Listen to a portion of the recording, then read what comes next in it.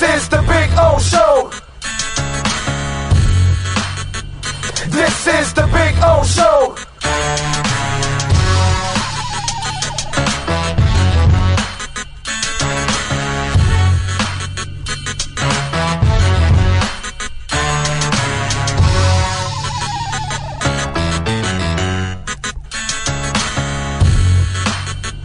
This is the Big O Show. This is the Big O Show.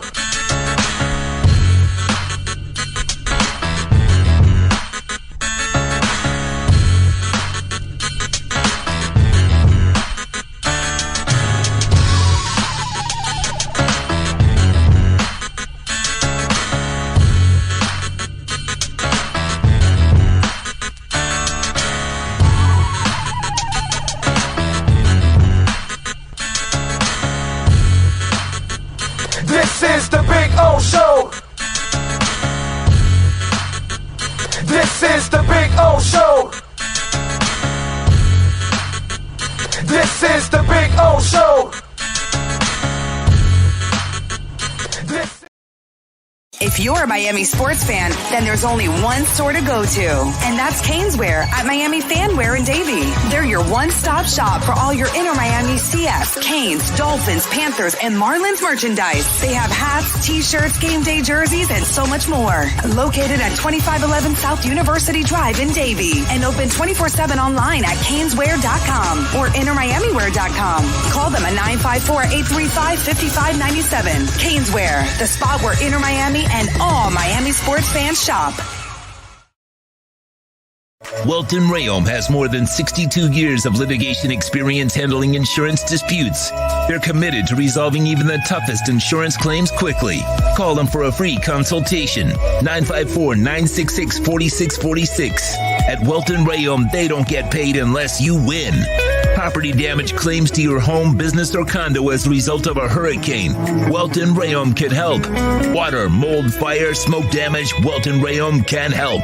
Call 954-966-4646.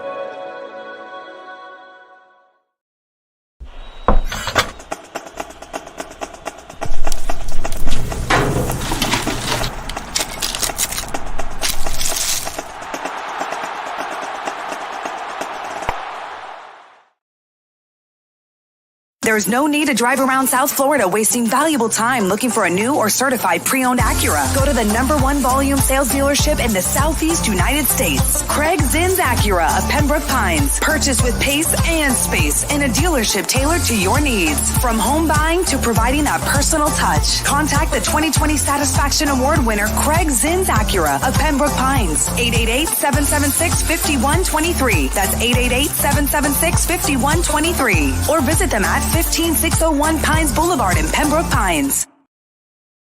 Oh, I think I know what this is. Houston, we have a package. Hello? No matter where you are, the Sloman Shield home security system guards your home. With next-gen perimeter protection, 24/7 monitoring, and interior motion sensing. And right now, get a free Sloman Shield security system and doorbell camera, all professionally installed, for free.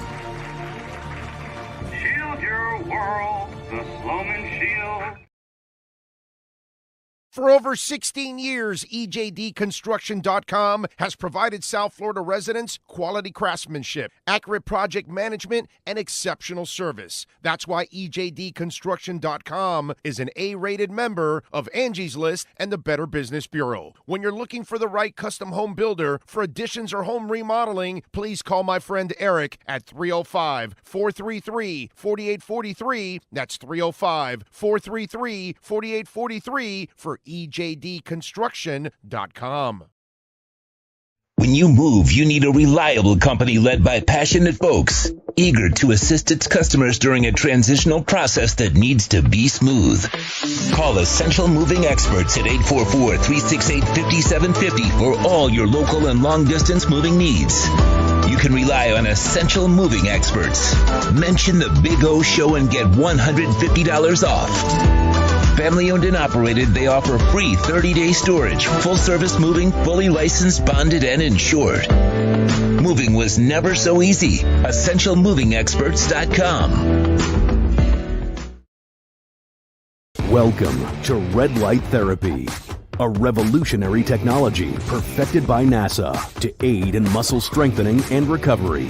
Red and infrared light has the capacity to penetrate deep into the cell's mitochondria, potentially leading to increased energy, faster recovery, and the optimal performance your body demands. Train, fight, recover.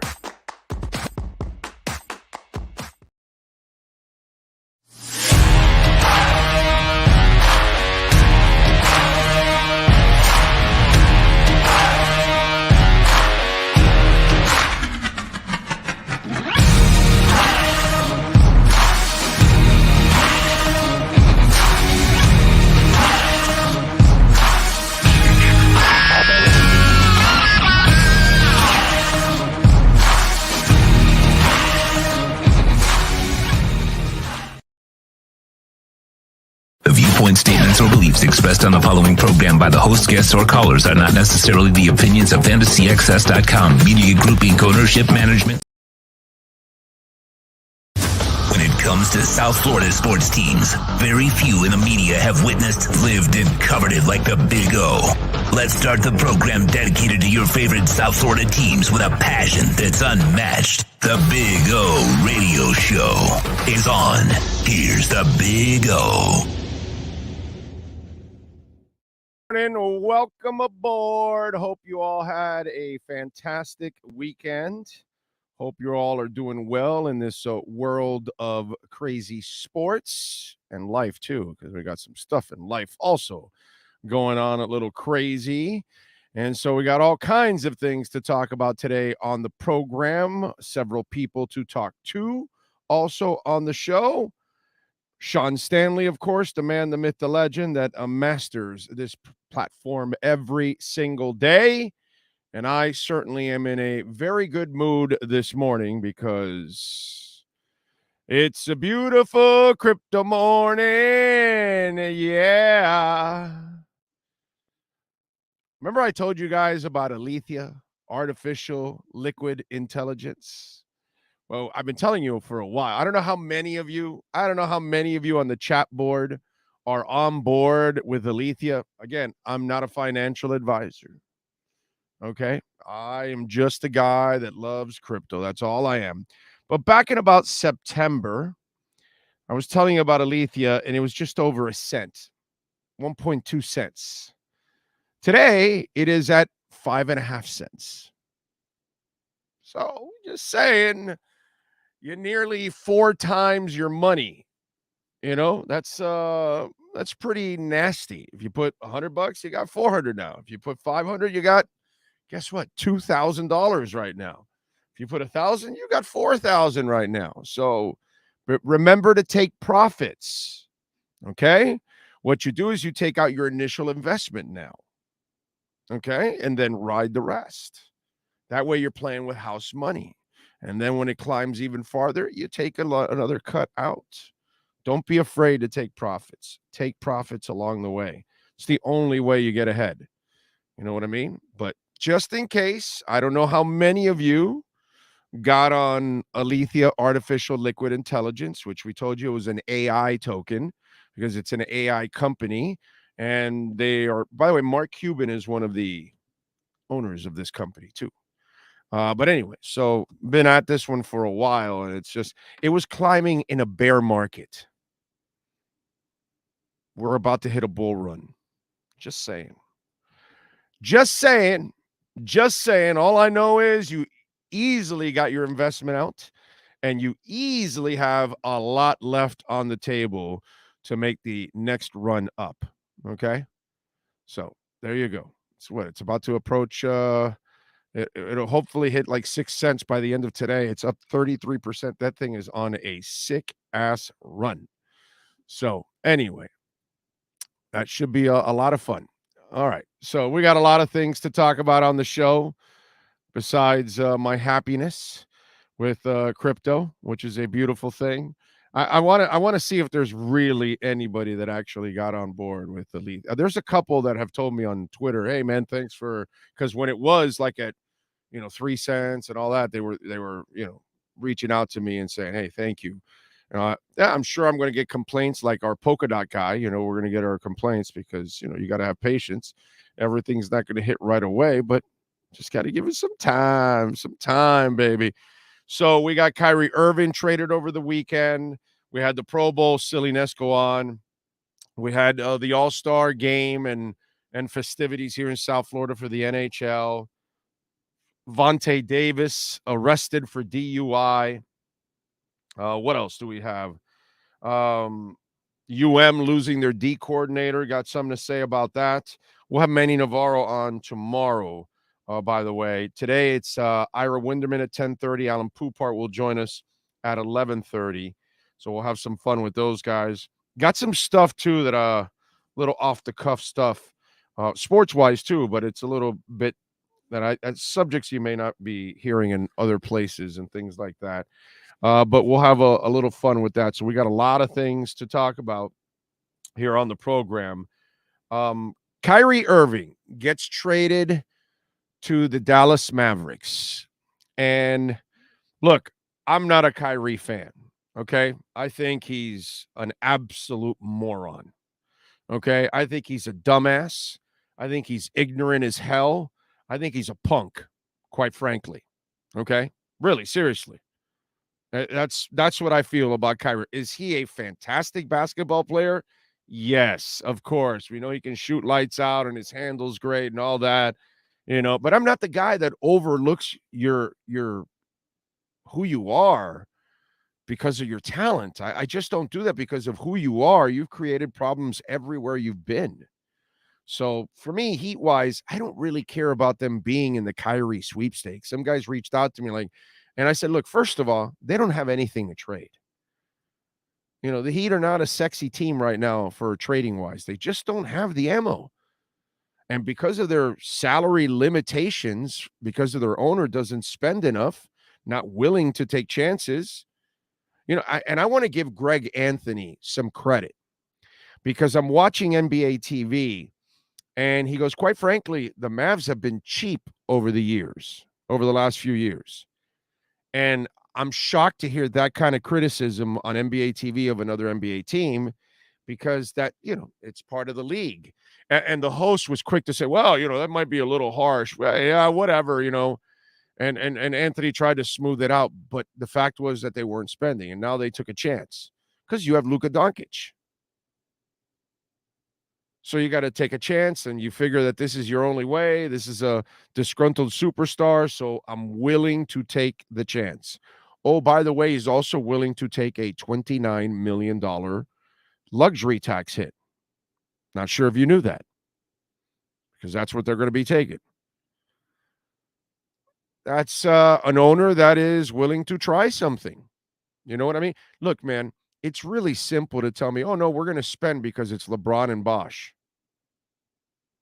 Okay, but you don't take any other chances? You know what I'm saying? So I look at all of this and a team that won't play any defense with the Dallas Mavericks, not that defense is that important in today's world, but, I look at this and it's like, okay, well, we've got this going on. Mavs are willing to add this. So what are the Heat going to do? We'll talk to Ira Winderman at 10:30. Okay. And I'm going to ask him something that I don't know if Heat fans are going to be prepared for this, but it's just, I'm the reality guy. I try to be, at least. Not that I'm always right. I could be wrong many, many times over. But in this case here, I understand Dallas trying to do this. Do I agree with it? I think it's a major, major gamble because this flake has got an expiring contract. You're going to give him a big ass deal. I don't know. And then here's the best part about all of this. Okay. When I see this happen, this is the part that I have to laugh at and say, how pathetic. Okay. Because really what it is pathetic. And it's LeBron James. And LeBron James is the most pathetic superstar in the history of mankind. I don't think you can name me a more pathetic superstar than this little bitch. This is a 6'8" bitch. Right there, a 6'8" bitch. Everything is always an indirect shot. It's always passive aggressive, whining on the court about a foul, crying like a baby. This trade happens with Kyrie, and he goes, maybe it's me. Brother, you think Michael Jordan would be saying that? Michael Jordan would be saying, F you, Nets. Now I'm going to kick your ass, and I'm going to kick Kyrie's ass too. First of all, MJ wouldn't even say any of this. He wouldn't even acknowledge it. Larry Bird, you think is going to act like this? Dwayne Wade don't act like this. I mean, this guy, dude, this is the most emotionally crippled superstar I have ever seen in my entire life. This is why he will never have los cojones of Michael Jordan. Never. He's not half the man that Michael Jordan is. Forget basketball player. There's no comparison there. Zero. Michael owns his ass. But off the court, the way he carries himself as a leader, all that, this guy is a whiny little 6'8" bitch. It really is. I mean, attention-seeking whore. It's disgusting, dude. Seriously, you're pathetic, LeBron James. You're as pathetic as it gets, bro. You're supposed to rise above this. I don't see Dame Lillard say, "Oh, maybe it's me that they traded away my partner in crime to New Orleans." Oh, boo-hoo. I mean, come on, dude. When you're a superstar, you're a pillar of stability, and you're supposed to stand strong in all of this. Maybe it's me. Hey, that is some weak ass stuff, dude. Weak.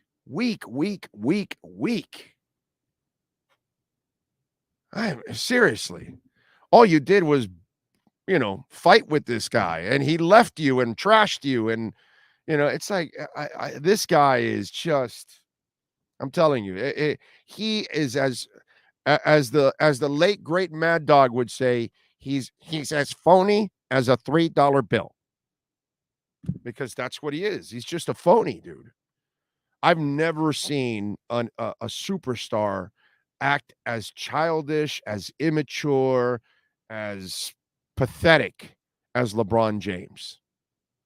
Never seen a franchise superstar like that. I don't think there are any that act like that. They would have to be guys that are lesser talent. Maybe they got to an all-star, but I don't remember a legit superstar, okay? When I talk about superstars, you know what I'm talking about. Like the best of the best. I don't remember anybody acting like this, dude. I mean, Kevin Durant is a pain in the ass. He's kind of a grouch. You know what I'm saying? That might be the closest guy. But that's, his personal beefs. But at least he's beefing. You know what I like at least about Durant? There's no what's that called? That I just said. There's no what's that called? Damn it! I just said it now. The indirect shots, the passive aggressive. No. When Durant goes after you, he's aggressive. I respect that. That's my style. I got a problem with you. I'm going to tell you I have a problem with you. And I'll tell you why I have a problem with you. I have no qualms with that. I'd rather you know where I stand than tell you one thing and then go tell somebody else behind their back. F that. It's not the way I like to roll. But this guy, Jesus Christ, dude. Always a whiny little bitch.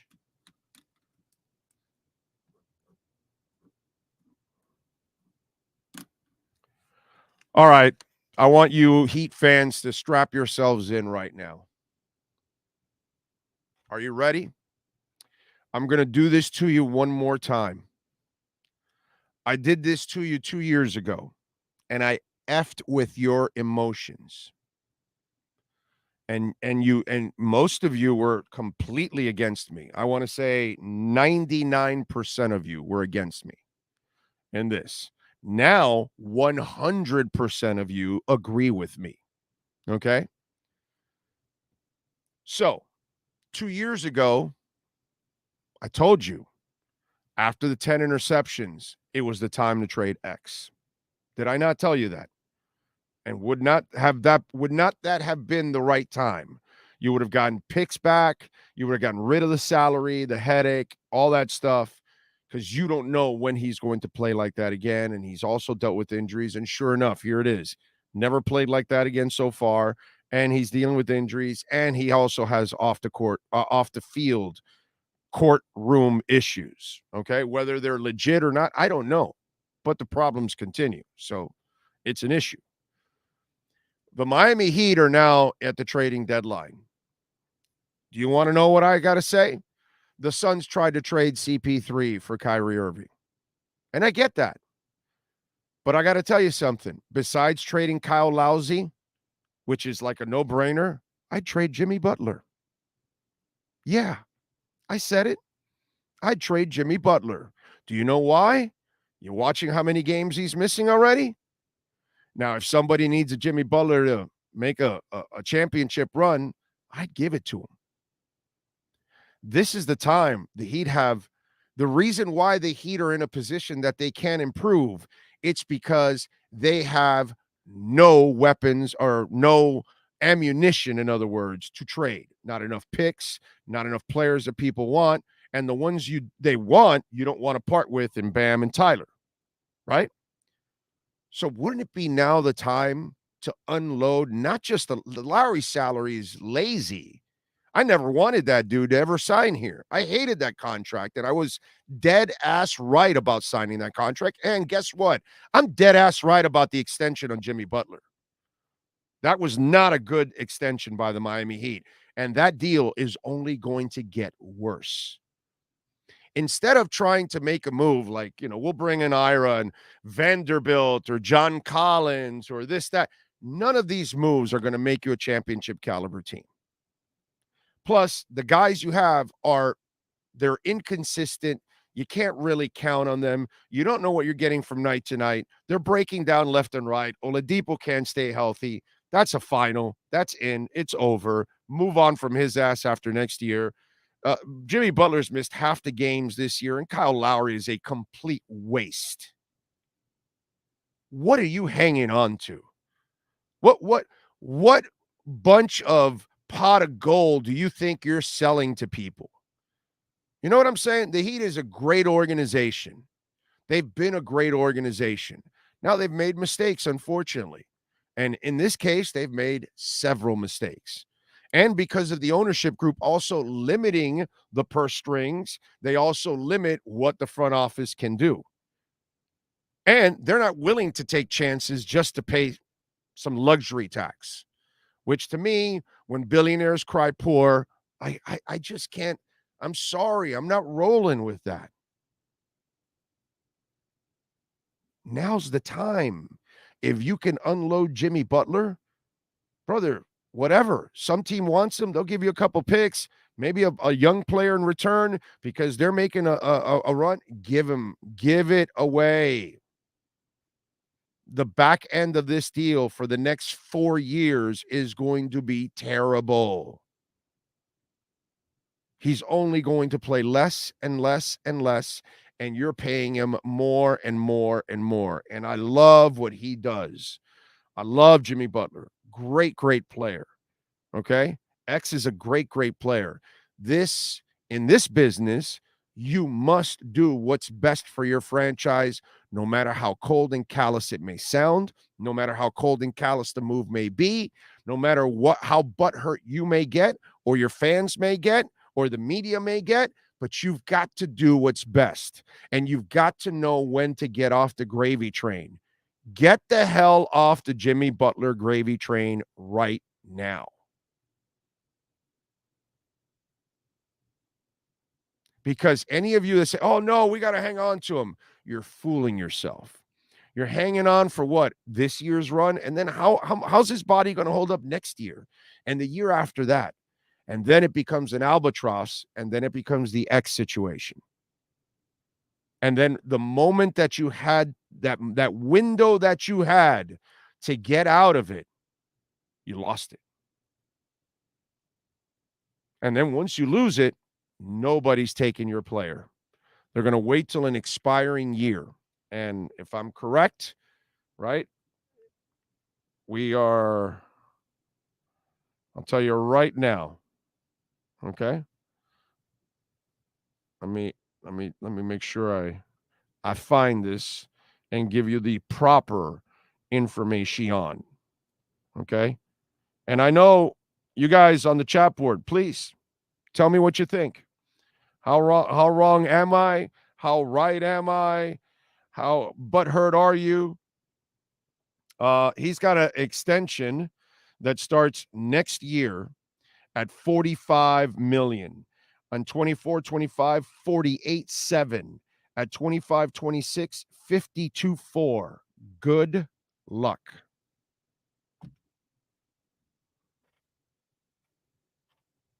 It would not be, and Alexis, you and I are in the same start the movement. Bam has turned into the superstar. It's time to build around Bam. It's time for Bam to take over and become the guy. Get rid of these old guys. Get rid of Udonis Haslem. Make him a coach. If he doesn't want to be a coach, I'm sorry. Stop being cheap as an organization. Fill your 14th and 15th spots with real players. And even the Orlando Robinson, leave him in the G League. Let him develop. Do the right things, bro. Do the right things. Spend some money. But this way, you want to go cheaper? Get rid of all these salaries now. Get as many picks as you can. Get as many young players in return as you can. Turn over the roster and get it ready for the future. You have no future if you keep Jimmy Butler and his salary. You've already got two albatrosses because you've added, the Duncan Robinson and the Lowry one. Jimmy's will become an albatross down the line. I was against this extension, completely against this extension. I would have let Jimmy go after this year. I would not have given him an extension. I would say, hey, thank you, Jimmy. I'm sorry, but we've got to move on. 4 years is more than enough. We've tried. We did it. We wish you the best.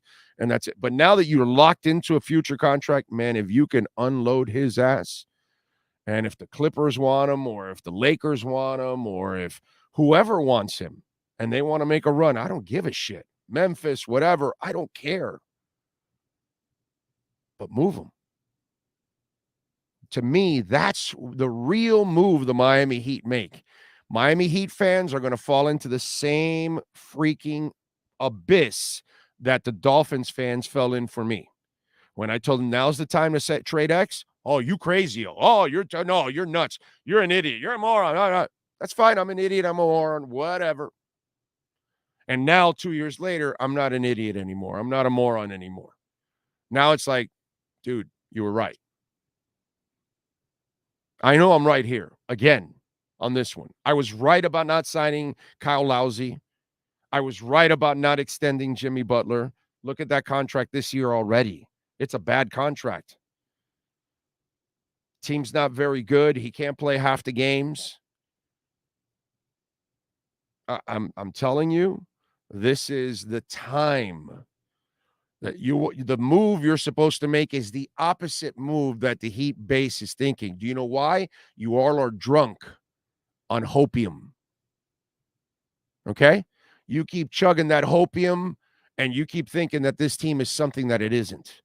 And I don't give a shit who they trade for. That list that Ira had today in the paper, that list does nothing for me at all. It's not going to get you anywhere. You're still stuck in the same position that you've been in. So your job should be to unload Lowry or Lousy, Duncan, and Jimmy Butler. That's what you need to do. Or if you get rid of those guys and then you bring some other guys, maybe Duncan's career can be revived or something. I don't know. Maybe it's harder to unload him or whatever, but now's the time, man. Now's the time. I love the Heat. It's frustrating to watch them every night. I don't know what the hell I'm watching. They can't compete against bad teams. They compete. They hang in there with the good teams. It's just the weirdest thing in the world, and I don't know. And some of the good teams that they've played, it's deceiving because oh, so you beat Milwaukee twice. Yeah, but that's not really true because you beat Milwaukee twice without Antetokounmpo. You know what I'm saying? So it's kind of, these numbers are skewed because teams aren't even healthy and they're not playing at full rosters. So you don't really get a feel for it. And I got to tell you, man, this Kyle Lowry deal has been just an absolute albatross.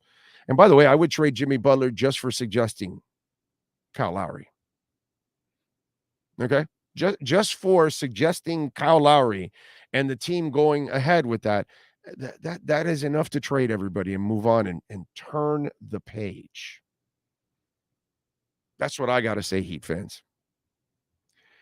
By the way, Ho Yoon, thank you, sir, for the love on Venmo. Remember, you can make a donation through Cash App or Venmo at Cash Big O Show. That is Cash Big O Show, Cash App or Venmo.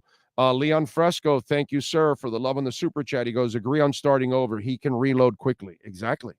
They'll get several picks, and you can and then package those picks if you want to move up and all of that. Let's see. Big O dropping dimes now.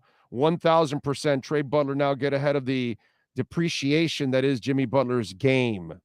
Sorry, but stop the buffoonery, Big O. LeBron James is better than Michael Jordan. I'm not even a young person. I'm 43. I seen Jordan play in his pride. Actually, it's prime. And, God, I got to say something, man. Yeah, you saw the back end of Jordan's career. You did.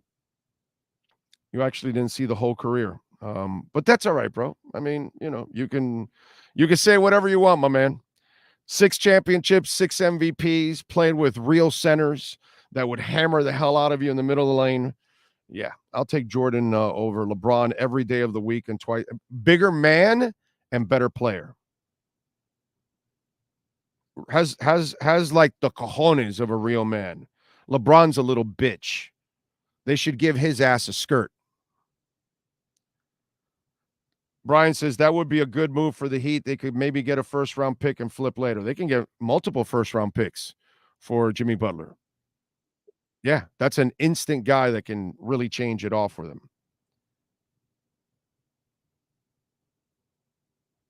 So, I mean, that to me is really the only way that you manage this situation. But we're going to find out how they are going to manage it. We're going to see if they do the right thing. We'll see if they screw up like the Dolphins did when they had a chance. Although I kind of understand why they paused on that one, only because they had to make a run now. But what are you going to do? It is what it is. But anyway, we got Ira Winderman coming your way here at the bottom of the hour. We've got Alan Poopart in hour number 2. We'll have some fun with Alan. We'll talk all things Dolphins and NFL. We got a lot of things to talk about. Bro, there's a great NFL stat that I'm going to share with you all. So, wait a minute. So I just got a note. Disturbed is coming back. Breaking Benjamin is going to open up at, I think, Financial Amphitheater, August 3rd. Damn, that's a good concert, dude. If you guys have never seen Breaking Benjamin live, they're really good. They have like this melodic metal rock type of style, but they're really, really good. I enjoy them, but obviously Disturbed is absolutely badass. If you've never seen Disturbed in concert, I suggest you go see Disturbed. That is a really, really good show. I will definitely be there. By the way, Bitcoin is hovering just under 23,000, which is, capitulation and consolidation is a beautiful thing in investing. You don't want things to go completely parabolic. You want things to find a floor. You want them usually when it goes parabolic, then you'll have a little capitulation, then you'll have some consolidation. And then that's good when it builds a floor, and then it starts to climb again. If it goes completely parabolic, there's going to be a hard downfall in a big time way more often than not. You know what I'm saying? So you want some move up, level off, move up, level off, move up, level off. Those are the things, and that's what I like about it. I think we're going to hit 25 in Bitcoin by the end of the week. So we shall see. But hey, Alethea artificial intelligence token is keeping me very happy, which I think I've more than 4 times my money. I think it's like 5 now at this point because I got in a little earlier than when I mentioned it. Big O, what'd you think of the Grammys yesterday? Dude, I went in and out, but that scene that all the rappers came out, Queen Latifah, all that. Oh, dude, that was awesome. That was awesome. I thought they did a really good job mixing all of that in and out. Now, the only thing, can I ask, you know how they had all the names out there? I kept looking for Kanye. Was it there? Did anybody see Kanye? Because I was interested to see if they would, because obviously he's, of course, a great rapper, but because of the, he's so toxic, I was looking for the name and I did not see. So I don't know. Tell me if you saw it because I didn't see it personally. So that I got to tell you, I was looking for that. So yeah, I didn't watch it like constantly. I kept popping in and out. When you're recording it, you can rewind and and stuff like that. I probably will watch some more of it tonight just to see some of the stuff that I kind of missed. Eric says Disturbed and Breaking Benjamin are part of my playlist. There you go. There you go. All right, let's test Ira Winderman now in his segment. Let's see if he agrees with me on what the Miami Heat should do in this trading deadline. Let's go. Let's talk a little Heat basketball. Heat fans, time for the best insight of your favorite team with insider Ira Winderman, exclusively on the Big O Radio Show. It's the Acura of Pembroke Pines, Miami Heat and NBA report. Here's Ira Winderman. All right, there he is. All right. I don't think you heard. You got in after. So, and I kind of planned that. I want to make sure, because you pop in early all the time. So I want to make sure I got it up before you got on. All right. So 2 years ago when X had 10 interceptions, I said, now's the time to trade X. He's had off the field issues, injuries. He'll never play like this again. You can get picks in return. I'm looking, and of course, everybody called me crazy then. Now, like, oh, dude, you were right, because now you see what's coming. I wasn't a big Lowry guy. I didn't want the Butler extension. I say, if the Heat really, I saw your article, Vanderbilt, Collins, whatever. None of that entices me that you're going to be a championship caliber team. To me, that is lipstick on a pig.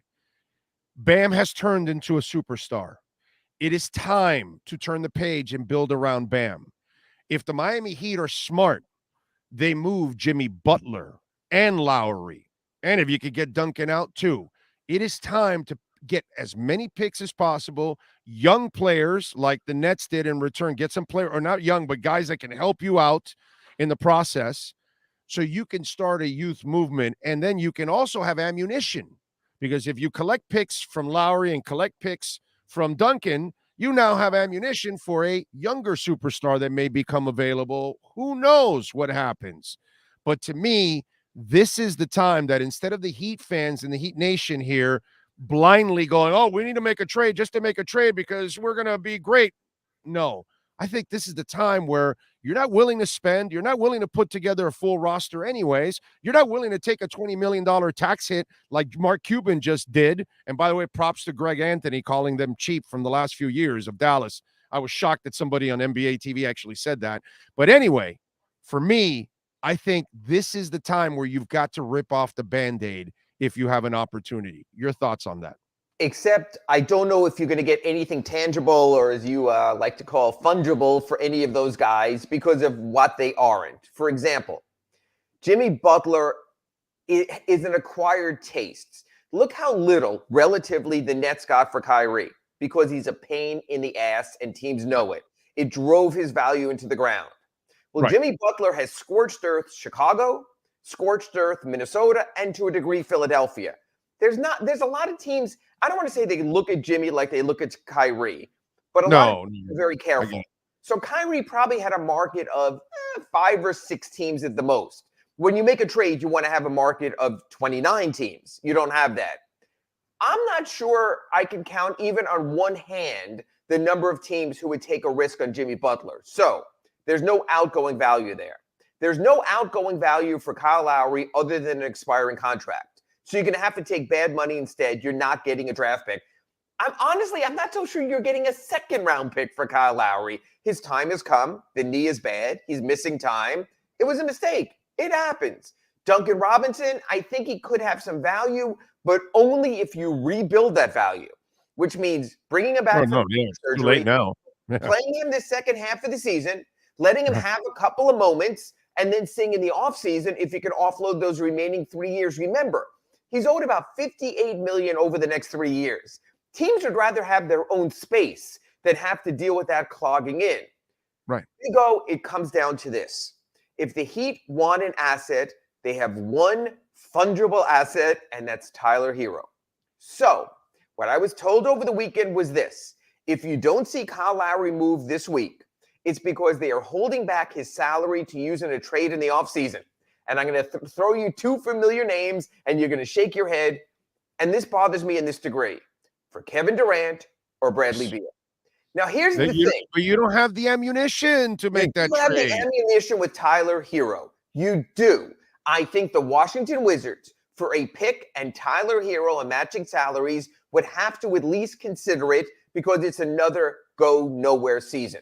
But from Heat Nation, I could see people stopping right now, putting your show on pause, going to the wall behind me and banging their head against the wall. Because how much are you going to put on hold your franchise waiting on Kevin Durant, waiting on Bradley Beal? Big O, this has been over 2 years now. There's not been a time when Kevin Durant hasn't been mentioned as potentially available. We're getting old.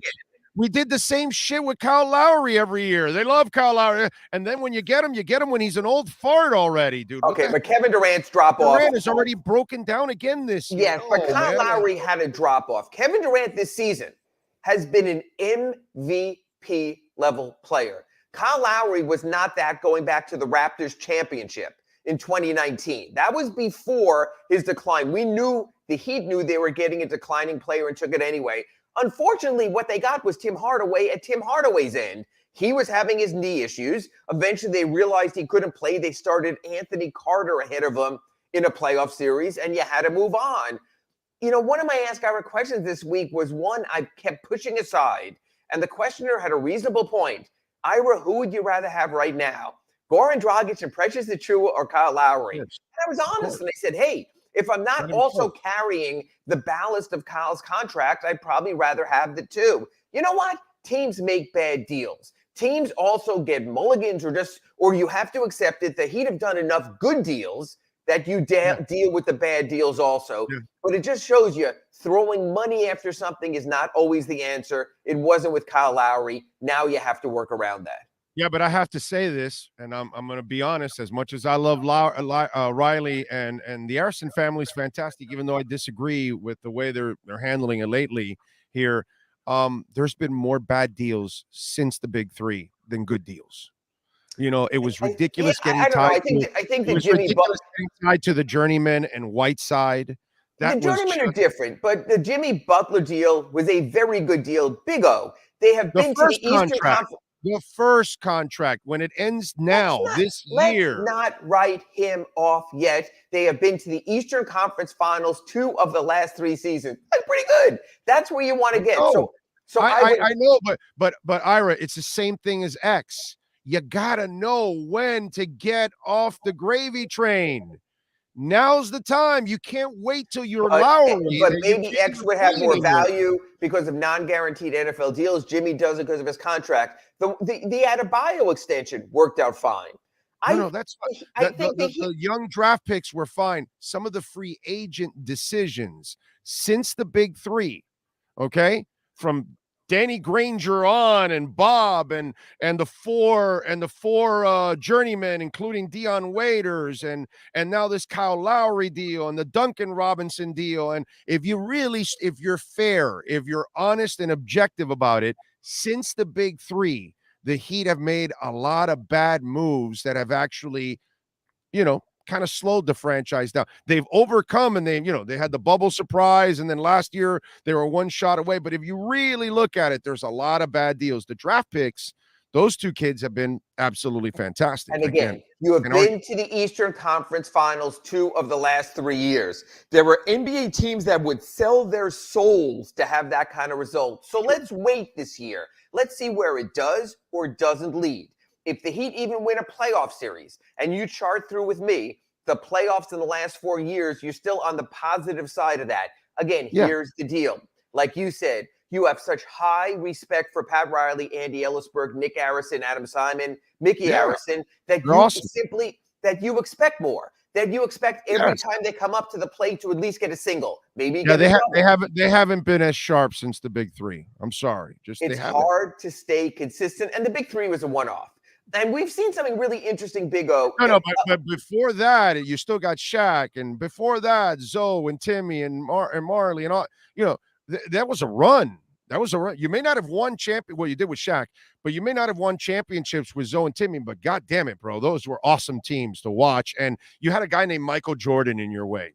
God bless. Everybody had that guy in the way. But Big O Nostalgia King. Here's the reality.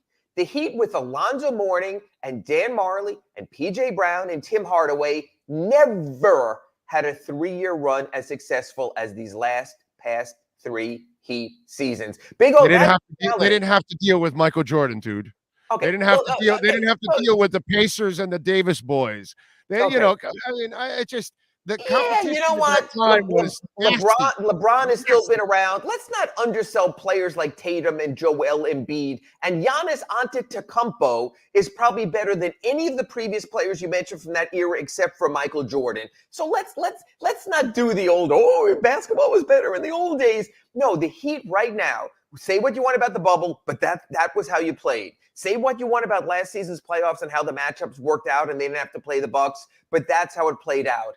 The last 3 season run Can we play the Bucks without Antetokounmpo? Yeah, well, that's a lot different as we saw on Saturday and how different it is. Look, if you're asking me right now, were the Heat better than the Celtics? No. Were the Heat better than the Bucks? No. Were the Heat better than the Sixers? I would say probably not, but the playoff Sixers and playoff Harden are different players. Can the Heat compete with Cleveland? We saw that on Tuesday night in Cleveland. Can the Heat compete with the Nets? They're a mess, so I say yes. If the Heat get to the 4 or 5 series, I'm not saying they're going to, but if they can, I think they could still have a semi-successful playoff run with a puncher's chance. Let's not write the story of this season because maybe they still can overcome.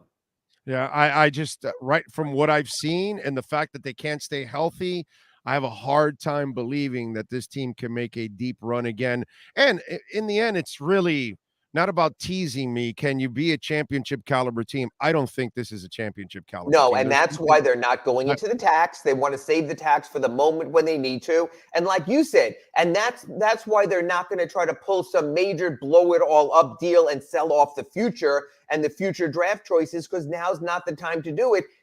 Let's be honest. You do not contend for a championship every season unless you have LeBron, unless you have Jordan, maybe unless you have Giannis. That's the reality of the NBA. So you can't name me one team that would want Jimmy Butler. Well, the Lakers would want Jimmy Butler. LeBron and Jimmy have sort of an oil and water kind of relationship. I don't know about that. Tom Thibodeau, I think, would. I don't know if the Knicks front office necessarily would. It's a very limited marketplace right now for Jimmy Butler to do a deal like that, and I don't think you do it quite yet. Also, what you're saying, this tweet that LeBron sent out, after the Kyrie Irving trade, maybe it's me. Is that what's going on with Butler? No, again, LeBron was trying to bring people in, and he was sort of being sarcastic that, hey, why can't I get what I want? Jimmy's the opposite. Jimmy thinks he can I know. I get it. Jimmy thinks he can recruit to here, and he did. He recruited Kyle Lowry. Okay, that didn't work out so well. Yeah. But I do think there are players who want to play with Jimmy. I just don't think there are coaches who want to coach Jimmy. There's a difference there. Yeah, no, I'm with you there. Yeah, I know. And I know the bubble guys. I know they made the final and everything was perfect. And if Goran and Bam don't get hurt, maybe it ends differently. But that was already a couple of years ago. That was 3 seasons ago, and last season they were one shot from the NBA Finals. So this is the same thing. This is the same thing as X. And a year or two from now, people are going to tell me, brother, you were right. And can I tell you, Big O, it's not the same as X because the Dolphins weren't in the playoffs consistently with X because the Dolphins never got to the conference championship game with X. That doesn't matter. You still unload at the right time. You know, one of the things that you got to respect about Belichick is he had a knack to know when that player was going to fall off the cliff. So he traded him before the player fell off the cliff. And technically, Jimmy's kind of falling off the cliff right now. He is averaging career high statistics and metrics. He can't play every night. And he's missed 15 games. Play every night. George made the All-Star game, missing 17 games. But here, let me just get to one more point. But Jimmy Butler is a top 5 playoff player in the NBA right now. And he has shown that consistently with the one break in the Milwaukee series 2 years ago. When that falls off, you could talk about falling off. That's the difference. You can't trade him then. But that's the difference with X. And you're stuck with $160 million of salary for the next 2 years. He's still getting it done. When he's on the hell, he was fan-freaking-tastic on Saturday in Milwaukee. X is when is the last time? That's my point. X got 10 interceptions. Yes, he's not going to do it every. Do it now. Trade him now. This is when you trade. This is where I disagree with you on this. I think somebody that wants to make a championship, I don't know, would the Memphis Grizzlies trade for him? You know, somebody like that says, we want to add a hard-nosed guy to our young team and help put us over the top. Yeah, and I disagree. I think what they want is you have to add a hard-ass guy to a veteran team so he doesn't pollute the young. So like you mentioned with the Lakers. Whoa. He didn't pollute the young here. He won't pollute the young in Memphis. He didn't pollute any young here I think he's at a different spot right now. I think you bring him in with other veterans, and it's like, F it, we'll just go out and get it done together. Sort of what the Lakers thought they were getting with Westbrook, but it didn't work out there. So, yes, there might be deals, but Jimmy's still awfully productive. And, again, the Heat are not going to the bottom. The kind of deal you're mentioning with the Lakers would be taking on expiring contracts and getting 2 future first-round picks. The Heat don't do that. They don't. Well, if you're not going to spend, then do that. I mean, either if you're not going to spend, then go get the ammunition so you can then go trade for somebody. And that way, at least you change the narrative. You get somebody younger in here because obviously Jimmy's better years are not ahead of him. They're behind him already at this point, and they're going to get less and less and less. All right. So what trade is realistic for the Heat then? What do you think? They're going to sell off Dwayne Dedmon's contract, even if they have to throw money with it, get under the tax, be able to bring in 2 replacement players instead. Maybe as simple as Orlando Robinson gets converted to standard and they bring in Serge Ibaka at the buyout deadline. That will help. That will make them at least one step better, one tick better, which getting to 6 or 5 will matter. I think there'll be a small deal like that. Again, I think there's a good chance they save the Robinson and Lowry contracts to go whale hunting for Beal and Durant, whether it's misguided or not, we will see. But I think it's another more of an offseason thing. And I think when you're talking to me about trading Jimmy Butler, I think Tyler Hero eventually becomes the player, probably not now, more likely in the offseason. You know, I think the Heat thought on Tyler Hero is they would be selling high, that this is as good as he's going to get. The defense won't come around, but the numbers are sexy. And who he is sexy, selling it to another franchise. So, yes, you take on a player 7 years older than Bradley Beal, but maybe that makes you more immediate. So the Wizards can go, hey, we got a first-round pick for the Heat, maybe this year's first-round pick. We got Jovic, we got Tyler Hero, we got a nice young core. And you know what? Bam, Jimmy, and Bradley Beal, they can do some damage. So I would think someone like that. What I hate doing with this is time shifting, is talking to you before Thursday's NBA trading deadline and telling Heat Nation, hey, let's wait till July. because we've been waiting for 3 years now. We know what last summer was like when you were out with me in Vegas last summer. Oh, Durant is coming. Maybe Bradley Beal is coming. The Heat have been put on heightened expectations for so long without that type of whale hunting coming through. What'd you think of the Kyrie trade overall? What did I think of the Kyrie trade? I thought it showed you that problematic players do not get top-tier value. That was clear. There was a limited number of teams that were going to pay a price. They didn't get anything near value, but the guy is I don't know, maybe there are just some underlying issues that in these times we don't talk about enough. Yes, he can score. He's great for the moment. And I think he's batshit crazy. I'll say it for you. And I think the Mavericks were really worried that Luka Doncic in 2 or 3 years when his deal is over is going to bolt, and they will do anything and everything to keep him. And yes, people are already saying Doncic to the Heat if this doesn't work out. Mark Cuban was desperate. It was like going on Shark Tank and saying, we're selling a Kyrie Irving, and everyone else there from Mr. Wonderful on going, there's no value there. And Mark Cuban going, yeah, I'm desperate. I'll bid on that. Don't worry about it. I own shares of Alethea Intelligence token, and it's an AI token, and it's an artificial intelligence company, and they are going to be bringing NFTs to life. And that's something that we're going to be dealing with all throughout. People think that NFTs are just like a picture that you put in your phone or something like that. No, you're actually going to be talking to, AI NFTs to put your order in or whatever. And you're going to have conversations with computers. By the way, Mark Cuban is one of the owners of that company. And figure it this way. Today, it soared 30% to 5.5 cents. I got in on it under a penny. So I've already 5x my investment. I can't imagine what Mark Cuban is, how much he's timed his investment right now, because he had it from the beginning. So I would imagine that that 29 million is like a drop in the well from the Alethea artificial intelligence token. So, there you go. How about that? Crypto and Cuban from a Cuban. We will see. All right. Follow him on Twitter at Ira Heatbeat. What do you got going on, the Sun Sentinel? I just posted a story about the Heat's awful three-point shooting. I show what everyone shot last season, how the entire roster is down. Kyle Lowry gave some reasons for that. But, I mean, you're talking about maybe Jimmy Butler will bail them out. Well, he might have to because they are that bad this season from three. And that, honestly, you turn the three-point shooting around, you turn their offensive rating around from the league's fourth worst scoring average. They've simply got to hit some shots. I explained the why and wherefores in that. I showed the numbers, so I did that. I also wrote my Ask Ira today about the fact is, yes, that Beal and Durant seem to still be Heat targets after all these years. So you can go to sunsentinel.com and read that. Later, I'm going to talk about this malaise the Heat are in and the rest of the league are in. Usually it goes from Christmas to the All-Star break.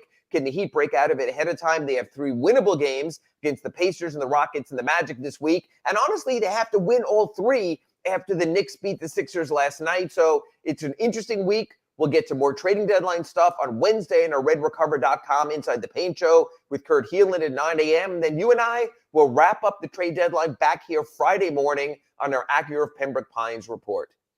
Interesting. The Miami Heat has 3 stars. One's a so-called star, but all 3 of them in Lowry, Butler, and Bam, neither one excels at the three-point line in a three-point shooting league. Yes, they're trying to win with 2s when the other teams are scoring with 3s. It's a hard, difficult way to win. It was like the old days when Big O was still stuck on terrestrial radio until he found Oh, my God, yes. My God. Talk about really bringing you down. Oh, yeah. Follow him on Twitter at Ira Heatbeat, and, of course, subscribe. It is the law. Subscribe to the Sun Sentinel and support Ira and all the great writers there at the South Florida Sun Sentinel. Ira, we'll see you on Wednesday for the redrecover.com Inside the Paint Show, my friend. With more juicy trade rumors. Thank you, Big O. Thank you, sir. Acura Pembroke Pines, the finest dealership in the business, baby. 15601 Pines Boulevard, just off of I-75 in Pines. Go see Larry Schlossberg out there, man. They will take care of you. I can't wait till I believe it's at the end of this year, maybe. So it just started, so it sucks. I got to wait. But the electric car is coming out. I'm going to get that one over at Acura. I can't wait for that. But anyway, if you want to go out there and see the entire lot, they've got new cars. They've got certified pre-owned vehicles. They've got great deals going on. Go see Larry Schlossberg, Pat Nasto, Tony Stampone, the finest dealership in the business. Mike Chan, Jordan Ferber, they run the service center. And if you own an Acura, go get it serviced there, man. They'll take care of you. Great people there at Craig Zinn's Acura of Pembroke Pines. You've been listening to the Acura of Pembroke Pines Miami Heat and NBA Report with Ira Winderman. When you're looking for award-winning service and great deals from the #1 volume Acura sales dealership in the Southeast United States, you go to Craig Zinn Acura of Pembroke Pines at 15601 Pines Boulevard in Pembroke Pines. All right.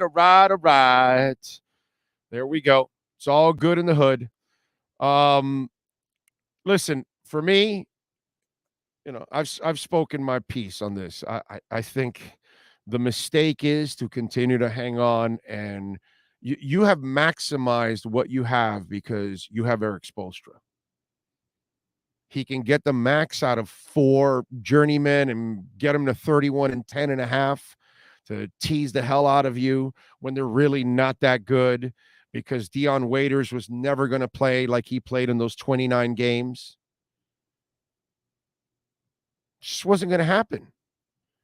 But you fool yourself, and then you fall in love with a situation that really isn't reality. And that's what's going on here. And I just ended with, I think, the best point of them all. You got 3 stars and none of them excel at 3-point shooting. In this league? I mean, if we were in the 90s, okay, they're all right, let's do it. It wasn't that big a deal. But in today's game, I'm sorry. And listen, I know Zoe and Timmy's teams did not win. That Eastern Conference was way more competitive than this Eastern Conference. It's not even close, dude. Okay? Those Eastern Conference matchups were brutal with the Pistons. You had the back end, the Celtics weren't as good. Cavs, that they had Doherty and Nance and what's the guy that looked completely stoned off his mind every time? Mark Price. That Pacers team was a bitch. Obviously, the Bulls, the Knicks were also difficult. Oh man, it was a down out, drag out war in the Eastern Conference back in the day. So I got to say that I think they had more competition, plus they played more defense in those days than they do now. The problem is today is a little bit more finesse, a little bit more spread. You've got to be more explosive. Miami's not explosive enough. You just heard Ira at the end that they've got to improve their 3. If you haven't improved your 3-point shooting till now, how's it going to get any better? What, is Bam going to become a 3-point shooter now? Is Jimmy going to become a 3-point shooter? Because that's what I was being a smart ass for. Maybe Jimmy will bail him out. Jimmy's not going to bail you out of shit. He's not a 3-point shooter. And Kyle Lowry's useless. Completely. By the way, we have a poll question out to get out there for you guys. And let's see. Here we go. Wait a minute. Where are we at here? Yes. Couple poll questions. 1, worst trade or free agent signing in recent history in South Florida sports. We've got Bob, Kyle Lowry, Heath Bell, and Ndamukong Suh. I know there could be some that might be a little better than others or whatever, but we gave you the 4. Vote on it. Don't worry about the discussion about whether this one's better or this one, because somebody did tell me Bruce Chen, that was actually excellent, because the Chen deal was pretty damn bad.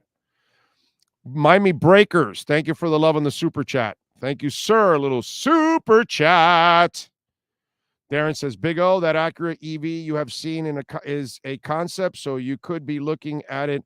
It comes out, Darren, in January or early, either late December or January. You do know that Acura is like my sponsor for 13 years. You kind of, you know that the people that run Acura, like I talk to them, and like they know that the last time I was getting a car, I wanted an electric car, and I told them that I'm not getting a car again until I can get an electric car. So I'm told it was supposed to be this summer. So now they're going to push it back to probably either December. He thinks more January to February, because they can then make it a 2024, 2025, actually. So that's the kind of stuff that that's what they're talking about. So apparently we might be about a year away, is what I'm told. That's what they think. That's the people that run it. That's the people that, kind of sell this and do this for a living. You don't do it for a living. I don't do it for a living. So I'll go with the people that actually do it for a living. They might be wrong. They might be right. But I'm going to go with their professional opinion over yours and mine. To win a championship, you need a player like Magic, Bird, Jordan, Kobe, Duncan, LeBron, or Curry. NBA teams don't win without one of these types of players.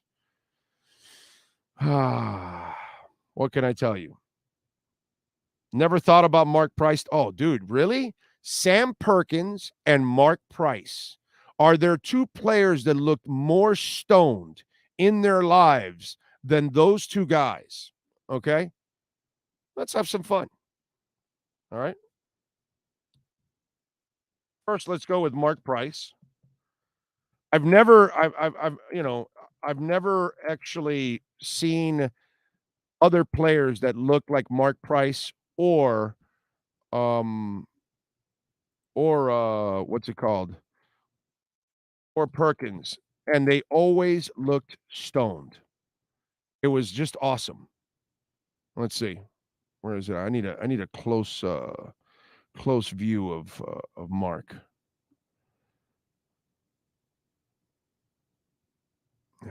Come on, I can't do this on air. Come on. Let me see. All right. Once he gets emotions, no, you got to get him like flat at the free throw line when he's relaxed, and he looks high as a mofo. Seriously, it's impressive. He probably wasn't high, neither was Sam Perkins, but they looked it. I don't know why. It was just one of those things. I'm trying to see if we can get a nice close up of Mark Price.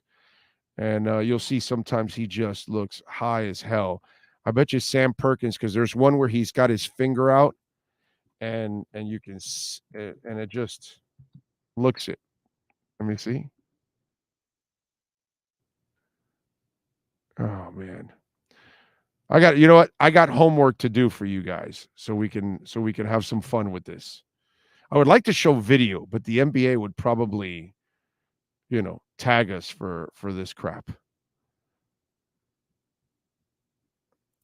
He had that natural.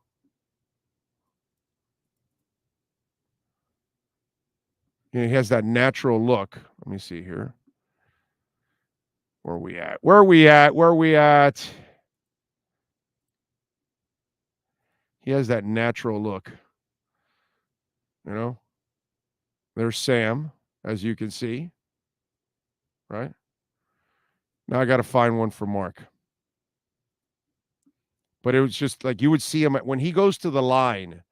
That's the picture you got to get from Mark Price when he goes to the line.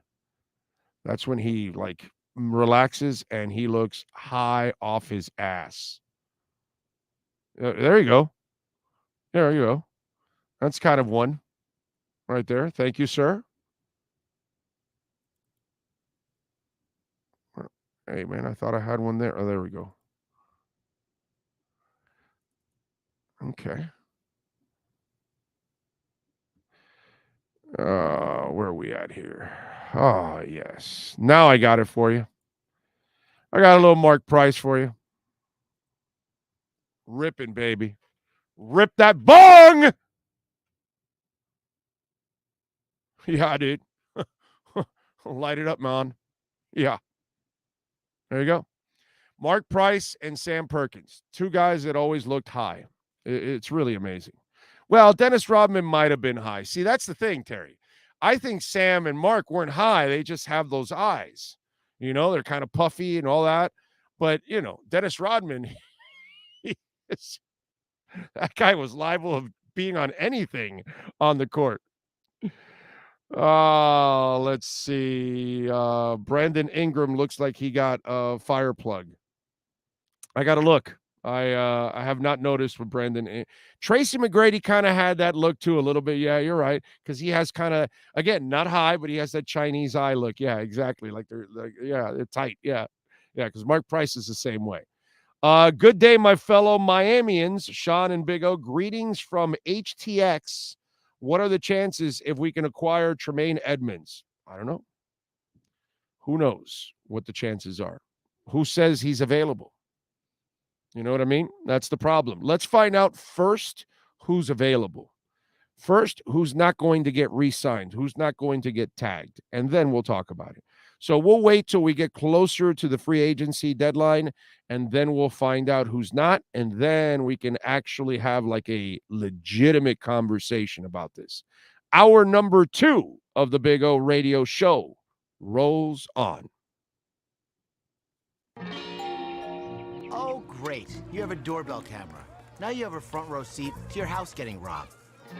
They're breaking into my house! Ooh, there goes the TV. I'm sure it'll turn up at the pawn shop. No, not the TV! Just because you can see them, that doesn't mean you can stop them.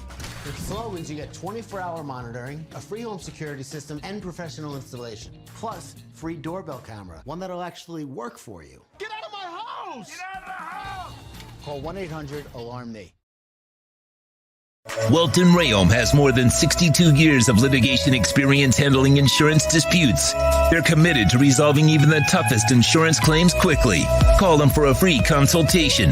954-966-4646. At Welton Rayom, they don't get paid unless you win. Property damage claims to your home, business, or condo as a result of a hurricane. Welton Rayom can help. Water, mold, fire, smoke damage, Welton Rayom can help. Call 954-966-4646.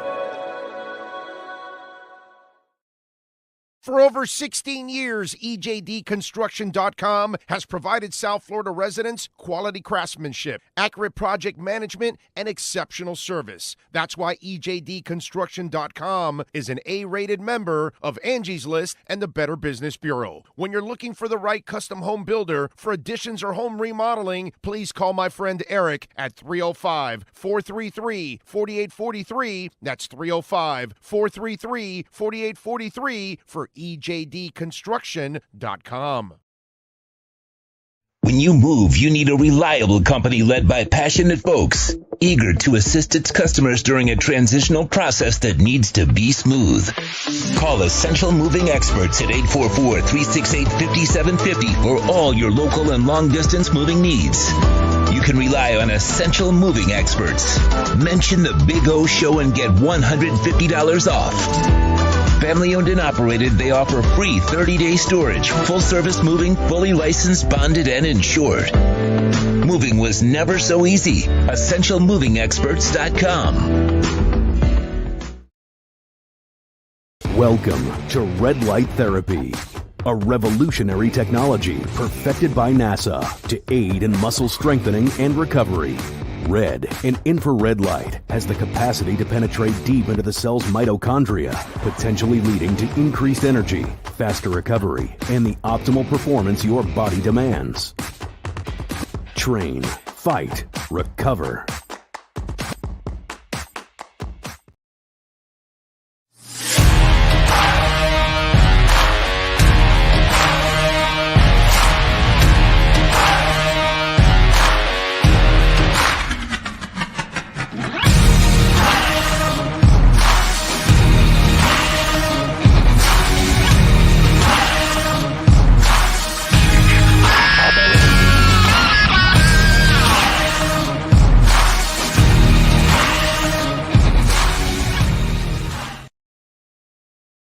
Statements or beliefs expressed on the following program by the host, guests, or callers are not necessarily the opinions of FantasyXS.com, Media Group Inc., ownership, management, sponsors, or website.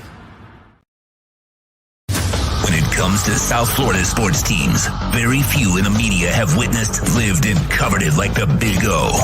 Let's start the program dedicated to your favorite South Florida teams with a passion that's unmatched. The Big O Radio Show is on.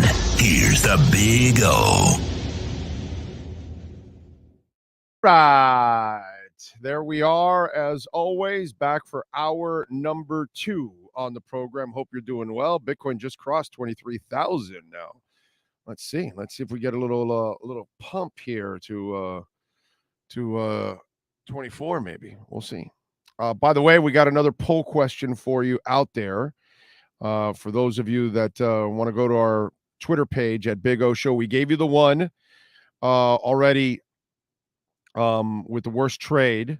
Well, Brian Flores is out for a job. He is now a finalist for a finalist for the Cards job, head coaching job. So right now we have Arizona Cardinals are down to 3 candidates for their head coaching position. Who will they select? Lou Anarumo, Brian Flores, or Mike Kafka? Right now, Mike Kafka is trailing at 22.9. Lou is in second place at 33.9, and Brian Flores at 43.2. I personally think they're going to go with Mike Kafka. I think they're going to try to save Kyler Murray. But I got to say, those of you voting for Flores, it's not really because you think he deserves it. I know what you sons of bitches are doing. I know exactly what your little mind is working on. I get it. You know Brian Flores and Kyler Murray are going to be a soap opera.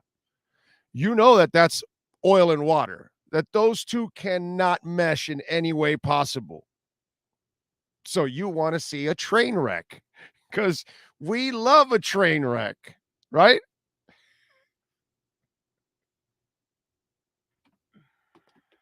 Oh, man, you guys are evil. I got to tell you, you guys are flat out evil.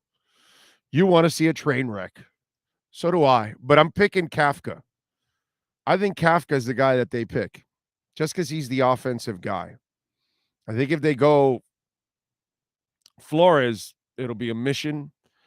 I don't know about the other two. I mean, I don't even know if any of these 3 guys are going to work out. But I'm just saying, I think you try to fix the quarterback because you just invested $200 million in him. So if what are you going to hire Brian Flores, a guy that can't hire an offensive staff? So a guy that can't hire an offensive staff is also going to find an offensive staff that wants to work with Kyler Murray. You know how harder that is? You got to think about these kind of things, right? I bet a lot of people didn't think about it that way. You just think, oh, Brian Flores, this, that. But think about Brian Flores who can't build an offensive staff. And so now you've got to go find an offensive staff that's also willing to work with Kyler Murray. Because he's not sexy to work with right now when you watch his behavior and you knew he had a homework clause. That's not good. So what's he going to do? Hire these up-and-coming guys that have never been, tested or whatever, or some guy from high school? That doesn't make any sense to me. I mean, if you do your homework in Arizona and you saw that the guy could not hold an offensive staff together, and his quarterback's coach in his final year was a guy that coached 7-on-7s, wasn't running an offense in college, wasn't, an assistant coordinator in the NFL, a receivers coach. No. This guy was a 7-on-7s coach for Tua.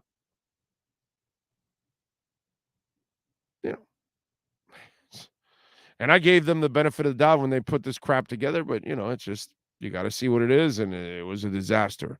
So it makes 0 sense to hire Brian Flores. Now, most of you that voted for Brian Flores, you didn't think about what I mentioned now. Because if you do, then you'll start saying, doesn't make any sense. So let's see what happens in Arizona. Let's see if they're smart, or let's see if they continue to be incredibly stupid. I mean, they did hire a head coach that they just fired who had a losing record in college. And that was the knock on, like, wait a minute, you're hiring a loser?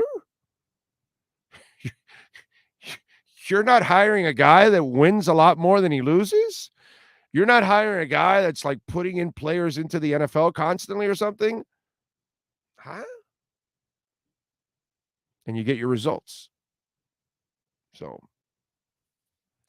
Go ahead and vote. Go to our Twitter page at Big O Show and vote. The other thing I do want to tell you, I did put up a new crypto show. Saturday I tried, but I was still sick. I'm still not there yet, by the way. I'm still not there yet. I'm still, kind of just still not feeling comfortable, which is crazy to think that all these days later, I am, from Friday on, I'm still not feeling good, which is really, really weird, man. Really weird. But it is what it is. What am I going to do, right? We got to fight through it. It's all we can do is fight through it, ladies and gentlemen. Let's talk a little bit about the University of Miami, speaking of coaches. So over the weekend, Kevin Steele has taken the job at Alabama. Now, I saw that a lot of people, oh, wait a minute. Hey, Miami Breaker 305 says, thanks for the Ali token. All right, now I got to know before I start this whole rant. Miami Breaker, you got to tell me now. Well, and that's why he made another donation. Thank you, sir. You got to tell me, have you 2, 3, or 4 times your money? Well, maybe not 4. You're not there yet. Depends on how early you got in. If you got in September, you're easily 3. So I'm just wondering, how many times have you flipped your investment already? Is what I want to know. I really got to know that part. So that's the only thing that I would ask you. Please tell me how many times you flipped. Because I know there were a couple of you that reached out to me about Elite. And I get it, man. Listen, this is intimidating as hell and all that kind of stuff. JN says, price is at 06. I got in at 008. Look, he got in under a penny. It hit 6 already? Get the hell out of here. Holy shit. It's, well, not yet, but it's almost there. 5.7 right now. Wow. It is climbing, dude. It is soaring. So look at that. Nice job by you, dude. Way to go. You just got it under a penny. Because when I initially talked about it, it was like just under a penny. And then in September, it got over a penny. And then it's taken off. I got in like at a half a cent. And look where it's at now. So, it's one of those things that you got to be on top of, and you got to study, and you got to figure out what it's all about. Once I saw Mark Cuban was one of the owners of it and part of it, I said, okay, this guy's not stupid, and then I looked at it, and obviously notice how everybody's talking about artificial intelligence now, when I was talking about it in August and September. Some of us follow this. Some of us do our homework. I told you about injective protocol. Okay? Give you another one, by the way. I don't know how many of you got injective protocol.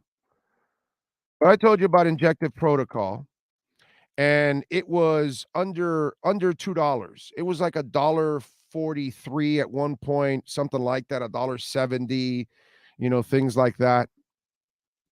Right? And it's been climbing. I don't know how many of you ended up getting injective protocol, but look at it now. It's 364. This is during a bear market that it was going up. Okay? Bear market. That's crazy. Oh, wait a minute. Let me get the board out of the way there. 364. Bear market. Now we're starting the bull run. This thing's running, dude. This thing's running. Love it. Anyway, some guy goes to me because I talked about it this morning about Alethea. He goes, oh, you promoting some shit coin? I'm like, it 5 times, you idiot. How's it a shit coin? You get your money already. You've already gotten it. And by the way, that's one thing I will tell you, Miami Breaker 305, get your investment out now. Okay, now that you've timed your investment so many times over, get your initial investment out, and now you play with house money. And every 30% it goes up, take 10 every time, because it's going to climb more, I believe. But as it climbs, you keep taking 10 for every 30, 10 for every 30, 10 for every 30. Do not be afraid to take profits. That's my style. You guys can do what you want. I'm not a financial advisor. I'm just a guy that likes crypto. That's it. That's all I can tell you. And by the way, when this bull run is done, you're going to hear me telling you about all these coins that I talked about before they actually blew up, whether it's Ethereum, Matic, Cardano, Cosmos, VeChain, Gala, Immutable X, Avalanche, Atlas. Atlas is a little bit of a gamble, but I love it, and I still think that it's worth the gamble. Mana, which is Decentraland, Polkadot, ApeCoin, Algorand, Chainlink, SHIB. SHIB is a meme coin. I'll take a little risk. That's a little risk there. Illuvium, which, brother, you could have gotten Illuvium at like $38. It's right now at 93. Again, if you know what you're doing, you hit the bottom, when you DCA down there, and then when you climb, you start taking some profits. That's the way you do things. By the way, the new crypto show is out.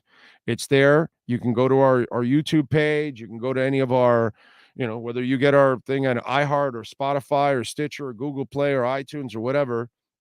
We did it on Sunday, and I gave you coins that I think are still bargains right now. Also, again, not a financial advisor. You do your own homework. You should only invest what you're willing to lose. Never invest what you need to live. That doesn't make any sense. Okay? So just want to make sure that we're all on the same page here, and I look out for you guys. Anyway, so there you go. Cutter's Edge Pro, by the way, great company. Love Will, love Mike. All the great guys out there. They just do a phenomenal job. The detail is, and I think this comes from Will and Mike, because they demand. Will is a perfectionist. Mike is just a revolutionary mind when it comes to designing yards, designing your condo complex, your office, your HOA, whatever it is, condominiums, you name it. If you own a business, you own a condominium complex, your house, and you want to take it to the next level. And I think a lot of you may know this, some of you may not, but once you add landscaping to your home, that increases the value of your home. And if you do what we've done in our backyard, the artificial turf for the dogs, we've got plenty of trees for shade to cool down the backyard. We've got a putting green also to relax. We got an area for our barbecue, plus the little area in the back where it's under roof, the little porch. So we've got it all now, and we've got a great way of relaxing in our backyard. So we can whip out the cornhole. We can play a little cornhole. We can play a little golf. We can watch the or putt, that is, basically, because it is a putting green. And we can watch the dogs run around, do a little barbecue, and, you pay mortgage for the entire house. But for years, we really didn't use the backyard. It's just the dogs run out there and do your business and come back. That's it, because the yard had no life. Once you add that life to it, you want to hang out there. You want to be there. You need me on that wall. You want me on that wall. You're going to want to be on that landscape right there. You're going to be wanting to hang out. It's a beautiful thing. Barbecue, hang out with the doggies. It's a beautiful, and the artificial turf. If you own dogs, it's the greatest invention of mankind, because they leave no mess.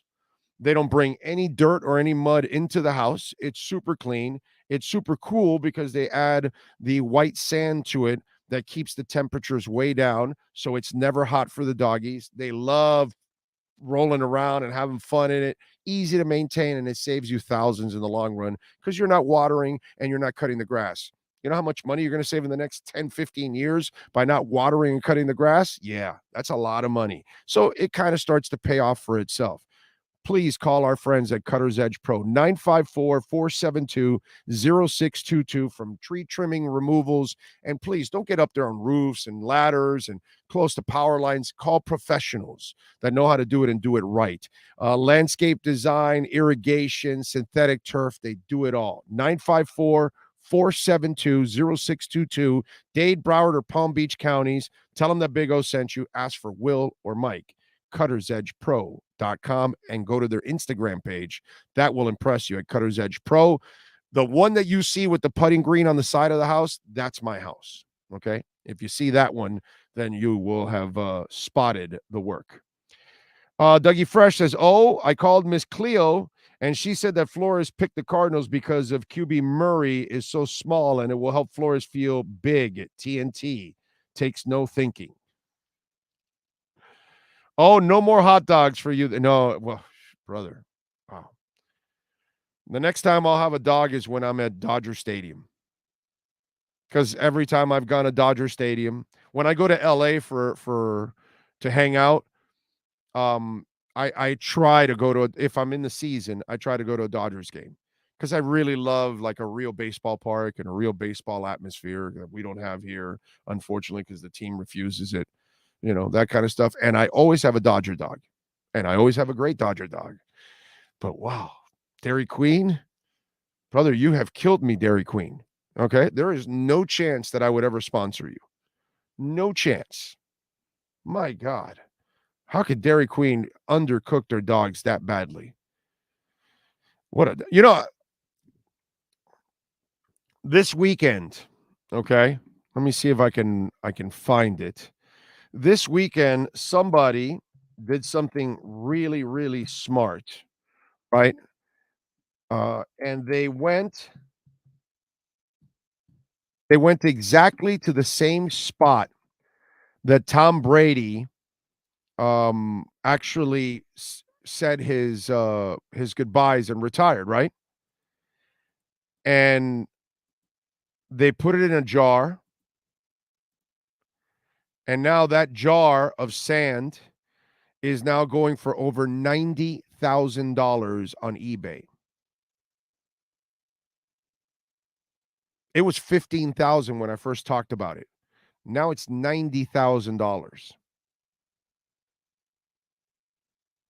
And I said, this is a genius move to take advantage of the incredibly stupid. But then I sat there and I said, well, wait a minute. You're the dumbass that ate a Dairy Queen hot dog on the, on a highway somewhere, in the panhandle. Who's dumber, you or the person that buys that bottle for $90,000? I'm going with me, bro. I mean, that's dumb. But what I did, oh my God, that was incredibly stupid. Oh my God. Effing dogs lived with me forever now. Holy moly, man. $90,000. 90. How come I didn't think of that? How did I not think of that? Right? How did you not think of that? You know how much bills we can pay with $90,000? Save some stuff for the kids.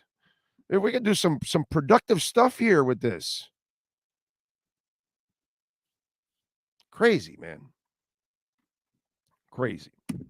Anyway, did you ever broadcast from your backyard? No, I will. In fact, you know what? Let's do the final segment from the backyard. How about that? So we'll do a little walksy, and we'll do that. Okay. All right. We can do that. Maybe have the dogs run around a little bit. We can do that. Why not? Yeah, we'll do that in the final segment. A good idea by you, Doug. I haven't done that yet. We need to kind of get that going. Okay, that's not bad. Got sick this weekend eating a bad Dairy Queen hot dog. Yes, I did. Yes. I am Serve Safe certified. It could have easily been another food item you ate even earlier days. Don't automatically blame the. Oh, no, Pat. No. I didn't finish the dog. I got to it 3/4 of the way, and all of a sudden I said, this don't feel right. And then I had another 500 miles to drive. So, no. It was the dog. It was the hot dog. There's no doubt in my mind it was the hot dog. Okay? I mean, the second that thing went into my body, and I was like, whoa. And then when I was about 3/4 of the way, it was like, whoa. And you know what? I should have done what like those models do. I should have just got on the side of the road and made myself gag and throw it right back out again. That probably would have been the best thing I would have done for myself. So it started to build right from there. And by the time I got home, I was hurting big time. And in the middle of the night, I was just freaking, it was bad, dude. It was bad. I was the exorcist. I made her look like nothing. Okay. I mean, seriously, I made her look like she's a little, small hose and I was the fire hydrant. Yeah. No, it was the Dairy Queen hot dog. Karen damn T. Dairy Queen owes me one hell of an apology. Okay. Wow. That shit rocked my world, bro. Make sure you know the turf before you show everyone. Make sure you know the turf before what? Oh, yeah, of course. You mean the artificial turf? Of course, I'm going to show you the artificial turf. It's freaking awesome. Yeah, well, I'm going to show you the whole thing. Yeah, not a problem. Let's see, what else do we have? Until we have a well, until you've had a Zweigel red or white hot, you've never had a good hot dog. Wow. Well, Eric, I'm not really a hot dog connoisseur. The only reason I said, man, I'm always getting chicken and fish. So I said, let me change it up a little bit. And that was so stupid. That was just incredibly stupid on my part. Just it wasn't smart at all. All right, we were gonna let me talk a little bit. Oh, it's 11:29. We're about to get Poopart on now. So I can't talk about I do have to talk a little bit about UM's coordinator. Want to get into that. And what else we got to get into Vontae Davis. Vontae Davis got arrested. That poor kid. He's had issues for a while. I remember when he was coming out in the draft, and I was doing the draft show and doing it with some of the guys, and they freaked out on me when I told them, yeah, he's a good player, but he's immature. It's like one of those things like, how would you know this, that kind of attitude I got from some of the guys. And it was like, well, kind of talk to the coaches and talk to some of the scouts and all that kind of stuff. So that was kind of the word out. And he had his maturity issues here. And clearly he has not grown up at all. And he was absolutely plastered. He smashed his Tesla into another vehicle that was on the side of the road, and that vehicle hit another man who I think is like 59, injured the man. He went to the hospital. Really irresponsible on Vontae. Vontae was so drunk that he had to use the wall to kind of hold him up. Okay? Slurred speaking, bloodshot eyes. The worst part is if you're going to decide to drive drunk, okay? Well, first of all, you shouldn't decide to drive drunk is what I mean. What you should decide to do if you're drunk, take a damn cab, dude. Take an Uber, Lyft, whatever the hell it is. If you know you're going to drink, but this is the problem with people that drink a lot. They get away with it because as long as they get home, they'll do it again and again and again. And then one day you do it when you're at a level that you're so inebriated that you end up doing this. And then you get arrested. And what's next? You okay? Nah, I'm going to call my grandmother. You can call your grandmother? Right. That's what happens. You got to call your grandmother. Did he do that when he got out of jail or when he was in jail? Did he call his grandmother for bail? I'm just wondering. He has a business down here. He has like a spa or something down here. Did not know that he has a business down here. Vontae, brother, what the hell is wrong with you? Jesus, you got to grow up, dude. You got to grow up. You may have killed somebody. Luckily, it doesn't look like it's that, but you seriously injured a man that had nothing to do with your problem. Wake the hell up, man. Thanks, Big O. I appreciate it. Yeah, sure, Avante. All right, no problem. All right, let's get to Alan Poopart. Let's talk a little Dolphins right here on the Big O Radio Show. Dolphins fans, time to get insight on your favorite team with your favorite reporter with an Expos hat. Sports Illustrated's Alan Poopart in our EJDconstruction.com Miami Dolphins report, exclusively on a Big O Radio Show. All right. How you doing, baby? You doing good? Tired, but we'll soldier through it.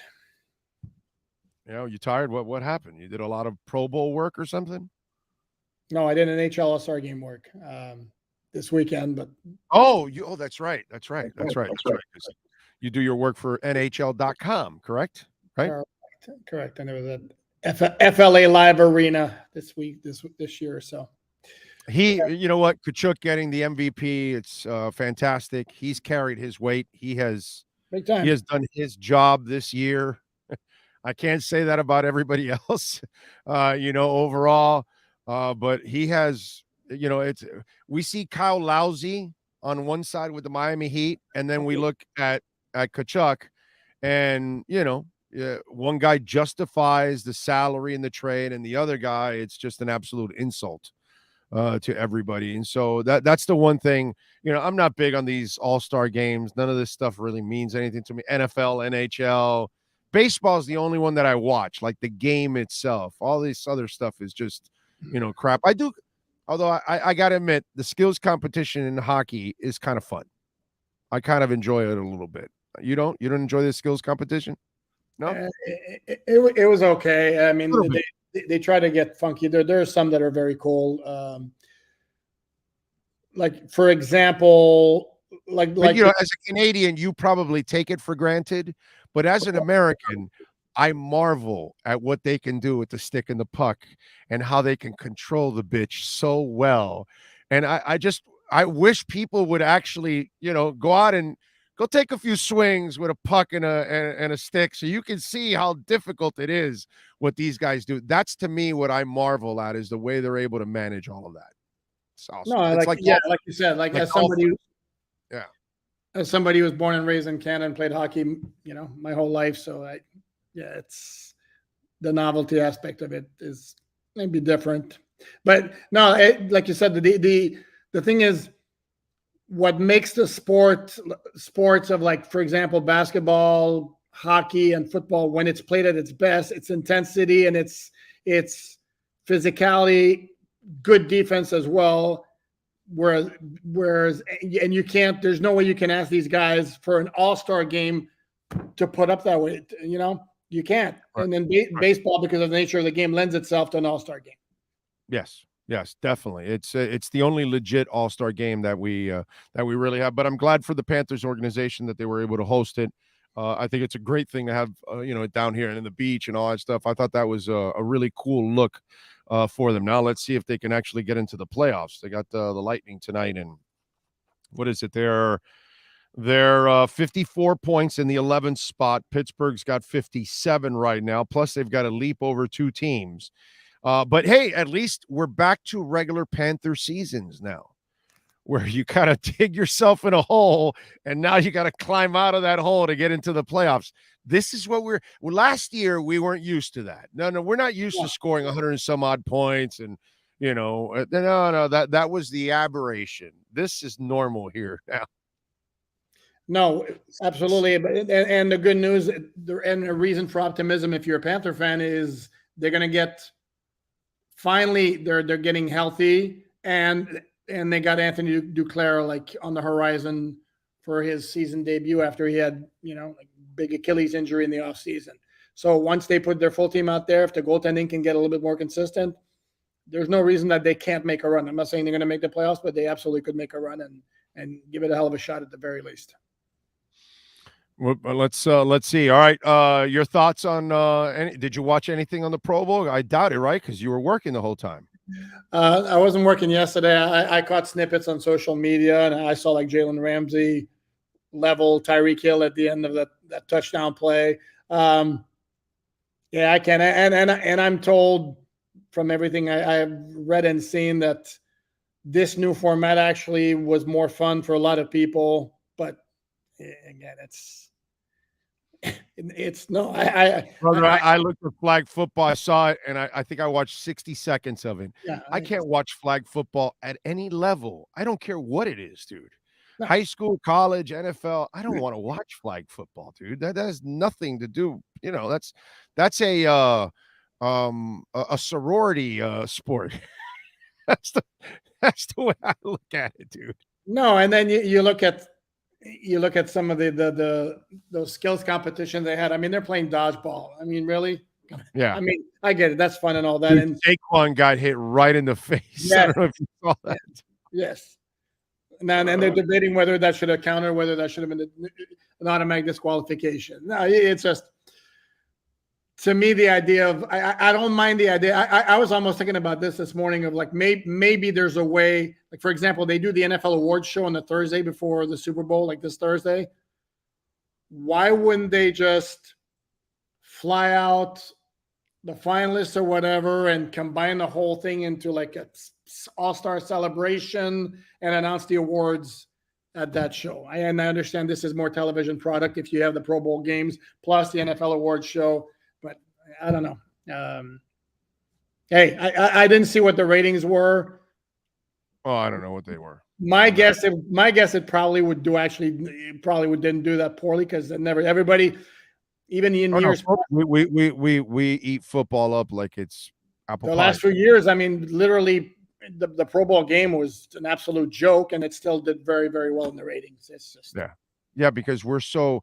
Do you know how many you have to get them too? I mean, I probably get them more because I relate more to fans than the average media member, but it's. I get so many people I'm jonesing already for Dolphins football. I can't wait for the season. I can't wait for. Oh, you do get it. Okay. So, because I get it a lot, like every day I get a couple of people like, man, I already missed Dolphins football and all that. And I get it because they can, come to this platform and always talk it, but it's a drug, dude. It's a drug for this country, man. It really is kind of crazy. Speaking of Saquon, I'm not going to get deep into free agency. I don't like to do that because people ask me and I'm saying, first I need to know who's available, who's not, who's going to get tagged, who's going to get released. We really don't know. So there's a bunch of shit talking out there. That's all it is right now. But the guy, the aforementioned Saquon Barkley, that's not their MO. No, they don't sign big free agent running backs. They don't draft big high picks in the running back spot. So, some people will tell you, oh, they got to go out. And then they do have cap issues. Like they have to trim some stuff in order to accommodate some stuff. I don't see them ever going in that direction at all. I can see one of their third rounders, and that's a high pick for them. Correct. Right? Was Kenyon Drake a fourth rounder? Kenyon Drake was a third rounder, and it's the last time third rounder. That high. Yeah. Okay, so third round, and I'm gonna figure that was more of a Greer pick because of the Alabama connection, because there seems to be a tendency of going in that direction. You think? Some other guys like the tight end that never plays, I tie him to Flo. You know what I mean? I'm not exactly sure about that, but it's just I'm gonna go with track record before and after, and it's kind of those SEC types. They love those SEC types. And by the way, I think Reggie did too when he was in Oakland. He also used up some picks in that direction too. So where do you see them going at running back? Do you see the same two guys coming back? I do see the same two guys coming back. Let's remember each of them had a 100-yard game. Mostert was fantastic in the Saturday night game at Buffalo. Wilson had a monster game against Cleveland. There was nothing wrong with the running game other than the fact that it just didn't really stick to it that much. It wasn't always good. And then the Dolphins had major problems on 3rd and 1 the whole season. Well, they threw the ball a whole lot on 3rd and 1. So maybe they didn't give the running game a chance. And how much of that was on those 3rd and short failures in the running game? How much of that was the offensive line? How much of that was the running backs? Because I seem to notice an awful lot of broken tackles created by the running backs in 2022, which I didn't see in 2021. I mean, Raheem Mostert, for example, like in the last game against the Jets, it was like, no, you're not tackling me. I'm not going down. He was running through three guys. And Raheem Mostert's not supposed to be a quote-unquote physical back. That's Jeff Wilson's style. But, dude, I was very impressed that he ran hard, man, It at was times. great. Excellent. I would put at more than 50-50 the Dolphins bring back both Mostert and Wilson, because I don't think they're going to break the bank outside. And the Dolphins have to get running backs regardless. They're both, well, relatively young. Mostert's getting maybe a little bit more up there, but he's still got some years left. Wilson's He's got juice. He's got juice left. Yeah, they both have juice. And if you don't re-sign either one of them for whatever reason, you still got to get people. So, and they're familiar with Mike McDaniel. Mike McDaniel obviously has an affinity for both of them, especially Mostert. So, no, this whole and another point about free agency is this whole thing of like, oh, they're going to get Saquon Barkley, they're going to get the stud cornerback, they're going to get the stud tackle and all that. Well, that's all great if you're playing Madden and there's no salary cap, but in the real world, you're not going to get everybody who happens to be a big name, and it's very easy to like, okay, connect position of need, big name, and there you go. No, it doesn't quite work like that. And I don't know that they're in a position to make the big splash acquisition like they did last year with Tyreek Hill and Teron Armstead. I mean, last year they had a lot of space to play with, and they went for it. I don't know that they have this year. To me, be more about maintaining the one like really big hole that's going to have to be filled. That's not going to be. It's going to be somebody they had that's going to move on that they're not going to bring back is Mike Gesicki, who's going to get. My guess he's going to get close to what he got from the franchise tag last year. And Dolphins are not paying. For sure. They're not paying him $10 million to be a role player. So you have to replace him. Durham Smythe, Sanoke, number 2 tight end. Hey, let's not kid ourselves. I think he's a number 1. You mentioned the aforementioned Hunter Long. Have we seen anything right now to suggest that he's your answer? No. Nothing. So that tight end, as we talked about, like the big needs. I hear the offensive line by a lot of people being floated around. Sure, I'll buy that to a certain degree because it's still not great, but I think the Dolphins very well might look at last year and go, well, Austin Jackson, who we really liked in training camp and all that, never got a shot because of the ankle injury. Dolphin coaches kept telling you about how well Liam Eichenberg was playing at the time. I didn't see that one as much. I didn't see that. No, I didn't see that one. Although, brother, the people in the building will swear by it. Correct. Will swear by. They will like go up and down to you. No, the last 2 weeks the light was coming on. Correct. We were really excited. This, that. At least with Austin Jackson, I was legitimately seeing some improvement in training camp in the preseason, and he's never been injury prone. But you know, anybody that's followed sports like you and I, high ankle sprains can be a bitch to overcome at times. And when you're that big and you've got to move around like you have on that line, I can see where you're going to re-injure it if you don't, if it's not 100%, but it takes forever to get 100% from a high ankle sprain. Cause I've had them, man. Those things are brutal. No question about it. I mean, yeah. So no, I think this notion of like, expect like a major overhaul. I mean, it wasn't a great offensive line in 2022, but it wasn't terrible. It was improved. It was improved, and it was certainly good enough for the Dolphins to have those really big offensive outings that they had in the middle of the season. And it wasn't necessarily the reason why everything went south in December. So I don't buy this notion that an offensive lineman is necessarily in the cards to me. I think if you're looking strictly at offense, because I do think they're going to maintain the status quo running back, I think tight ends is screaming for an upgrade. Applebaum gets released, comes from college, wasn't able to stick around. Your thoughts on that, and what direction do you think McDaniel will go in now? Yeah, we talked about it a little bit on Thursday. Timing is interesting, especially since they had fired 4 coaches 2 weeks earlier. And I mentioned earlier, like playing conspiracy theory and the timing of it, that the news of Applebaum being fired came on the same day of the report that Vic Fangio indeed is going to go to the Dolphins. And Vic Fangio had this connection with Mike Munchak, who he had as his O-line coach in Denver for 3 years. Now, somebody brought up to me the fact, and I was aware of this, that he left the Steelers to join Vic Fangio in 2019. It was in large part to be closer to his family. He's got like a son or daughter in Denver with a grandchild in Denver, and he wanted to be close to his family. That's a big part. Well, now that worked for 3 years. And when the Broncos made the coaching change to Nathaniel Hackett in 2022, he did not keep Mike Munchak, which was certainly his prerogative. Now he's been out of the league for a year. And the question is, if he's going to be like, now he doesn't have the option. I'm going to get sexually aroused if they can get Mike Munchak. Munchak would be a freaking, dude, I'm not kidding, bro. That would be a great signing. Great signing.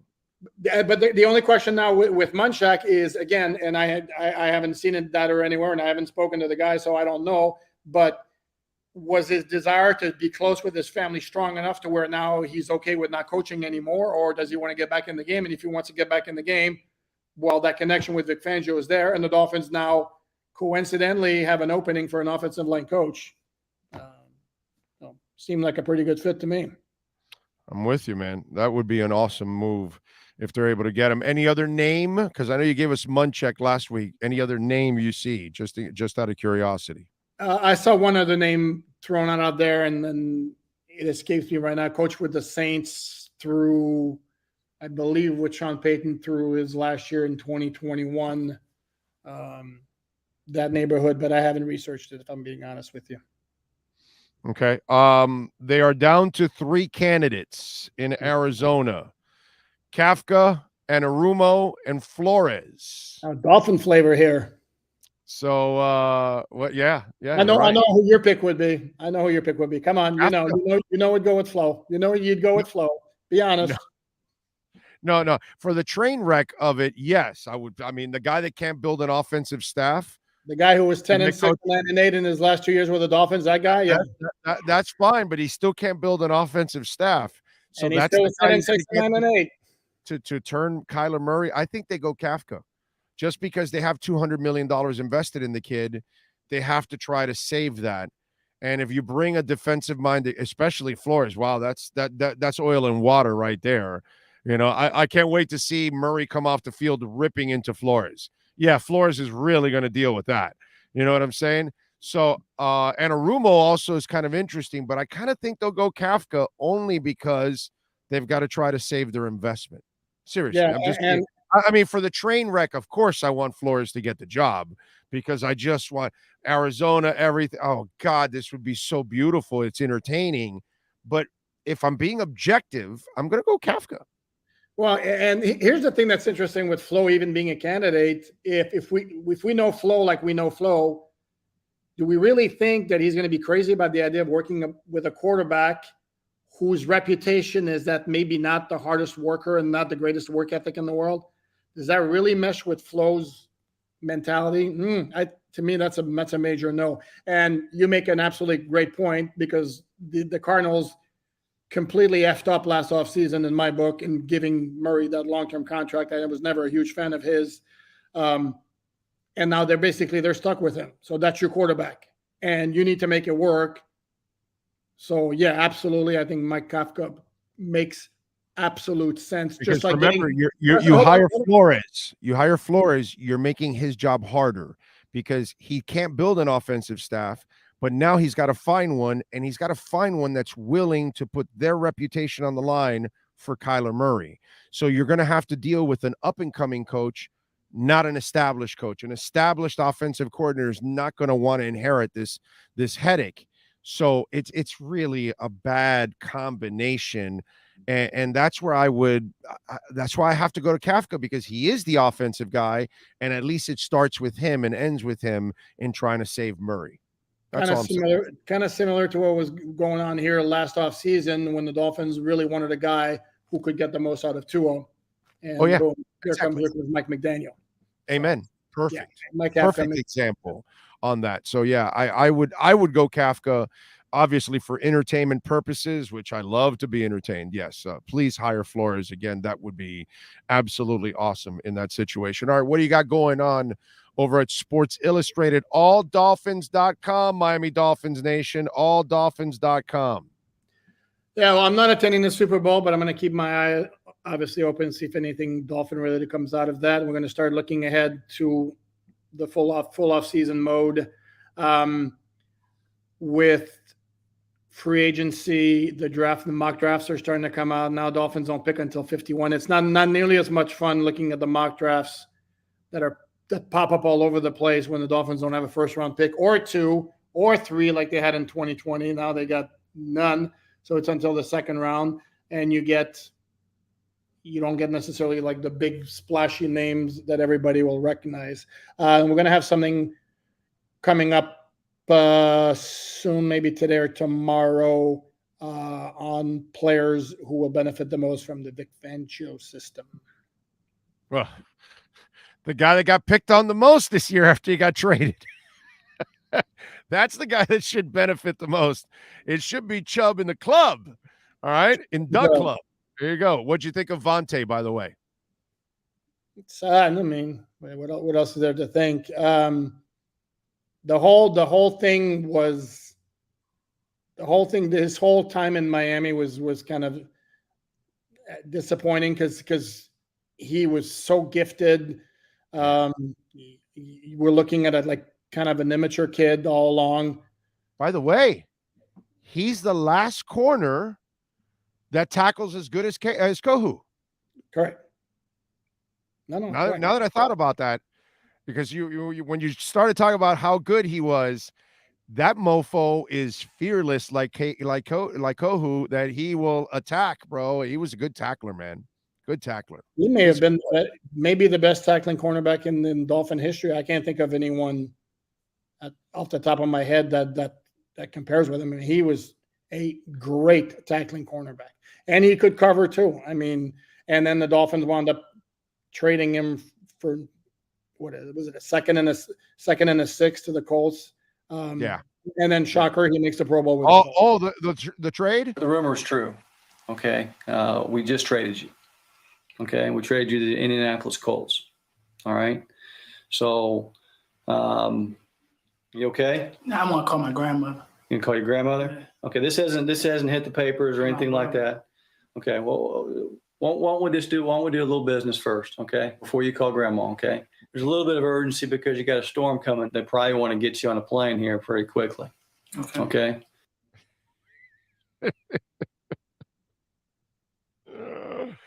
Oh man! At least it was entertaining. Does any part of you, Big O, feel bad about that thing about Vontae being exposed like that? Where if he's not there now, yeah. But we're sons of bitches in this media because we see this all the time, even if the fans don't, and yet we're constantly baiting these dudes in the locker room because we know the guys that can be baited. We know the guys that aren't very bright. So we know those are the guys that we can kind of poke and prod and get that soundbite from. So while we say one thing, some of us do something different completely in the locker room. I'm just being honest, dude. But that was behind the scenes. And if the Dolphins are not on Hard Knocks that summer, nobody finds out about this, Right. Yeah. It's like the Chad Johnson. And I like Hard Knocks as much as the next guy, with the Chad Johnson thing is you can make the argument he brought on himself. Vontae just got traded. Yes, sir. I mean, the reaction is his reaction, Yeah. Yeah. And that was after, remember, he had that incident where he came. See, you're up Schitt's Creek when you get to practice and you smell like alcohol. And the guy that's trying to straighten you out is Brandon Marshall, who has as many problems or more than you do. But he's the guy trying to show leadership by hitting you over with a football over the head because you reek of alcohol in practice. You know what I'm saying? So, you were up Schitt's Creek when it's Brandon Marshall trying to straighten out your life. And that's the guy that couldn't find, his house and ends up in the airport or gets stabbed by his girlfriend, wife, or whatever there was. Brandon Marshall. Yeah. Immensely talented player who wound up playing with 8 teams in 15 years. Yeah. Because there's a lot of baggage that came with that. Dude, one of the years with the Dolphins, I counted it. He dropped 7 or 8 touchdowns. Mm-hmm. He dropped 2 in the Chargers game alone. I still remember that. But he put a big number. Yeah, no, there's no doubt. But you could tell how much bigger were the numbers after you dropped 7 or 8 touchdowns. It was like one of those. He had a lot of drops that year, and it was really weird, man. strange. All right, my brother. Appreciate you as always. Follow him on Twitter at Poopart NFL. We will catch up later in the week, my friend. Thank you. Sounds like a plan. You'd be good. There you go. EJD Construction, man. Call my guy Eric, Dade or Broward County, 305-433-4843. We got several of our listeners that have called now to upgrade their roofs because they've got to now re-up their policies, their insurance, their hurricane insurance policies, and then guess what happens?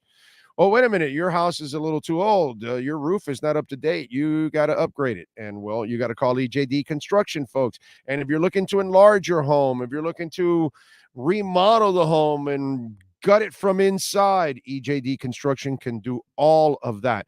Custom home construction and major home remodeling. That's why you call EJD Construction. 305-433-4843. You've been listening to the EJDConstruction.com Miami Dolphins Report with Sports Illustrated's Alan Poopart. For additions, home remodeling, and custom work, call Eric at 305-433-4843. EJDConstruction.com is your custom home builder and general contractor you can trust. 305-433-4843. When sports and business collide, we love doing something called the KSDT CPA Sports Business Report.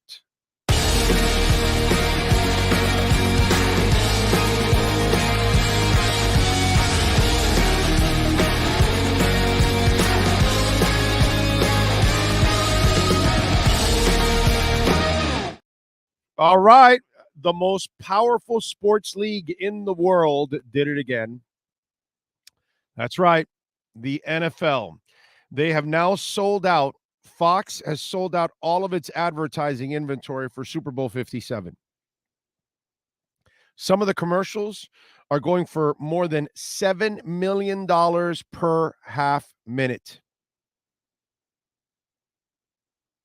I mean, it's the most ever booked for the Super Bowl. And once again, it proves why it is the most powerful league in the world. Period. No league in the world has the juice of the NFL. And it's funny because American football is not the sport of the world. Soccer is. Yet the EPL, the Bundesliga, Serie A, doesn't matter. None of them produce the amount of money that the NFL does. Okay? I mean, the EPL produces less than half, of what the NFL produces every year. It is just sick how powerful, how much they produce. And it's coming over the next 20 to 30 years, baby. Okay? They're going to expand into Europe. And this Pac-Man is going to get bigger and stronger than ever because the rest of the world will start to catch on. And the rest of the world's already, loving, the NFL. They're already getting into it. But once you start adding teams in Europe, it's going to become absolutely crazy. And the good thing is that eventually in this, let's say, 50-year cycle, you will expand to Europe, and then you will have Europeans and Central and South Americans probably start playing football too. And then you can have a big, like the NBA has a bigger pool of players, and so does baseball because of their international, and hockey, by the way, also because they have a lot of people internationally. I think that's what the next 50 years of football is. The expansions into Europe, the adoption of football in countries all over the world, and obviously now you can expand the talent pool, which will then expand the sport. It is crazy, dude, how the NFL is just an absolute freaking powerhouse. And, as big as soccer is, they're number one by miles and miles and miles. None of their leagues come close. How crazy is that? It's impressive. That's your KSDT CPA Sports Business Report. This has been the KSDT Sports Business Report. KSDT CPA is one of South Florida's largest and one of the country's fastest growing accounting firms. KSDT is recognized by Forbes as one of the top tax and accounting firms for 2022. KSDT CPA is a full service firm that also excels in crypto. Visit online at ksdtcpa.com or call 305-670-3370. All right. By the way, they're telling me Mike Munchak Rams. Okay, just so you'll know, that's what somebody's telling me, that they're hearing Rams.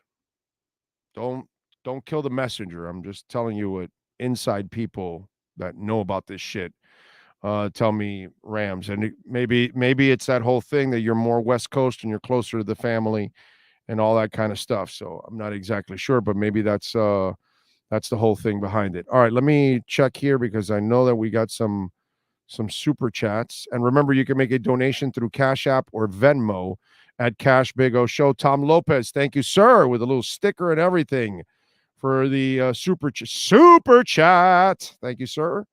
And Frankie Fresco, he says, UFC 287 coming to Miami. Who you got, Big O? I don't even know who's fighting, but I'm glad it's coming at least. I heard about that. That's pretty cool. No doubt. Let's see. Casey Drago, thank you, sir. Big O is the best.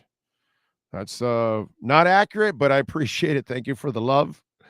Masvidal, well, it's Miami, so yeah, that kind of makes sense. Did they say Masvidal is fighting for sure? I would imagine that would make a lot of sense, right?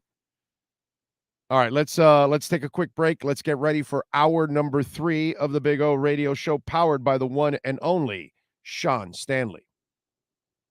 Oh, I think I know what this is. Houston, we have a package. Hello? No matter where you are, the Sloman Shield home security system guards your home. With next-gen perimeter protection, 24/7 monitoring, and interior motion sensing. And right now, get a free Sloman Shield security system and doorbell camera, all professionally installed, for free. Shield your world, the Sloman Shield.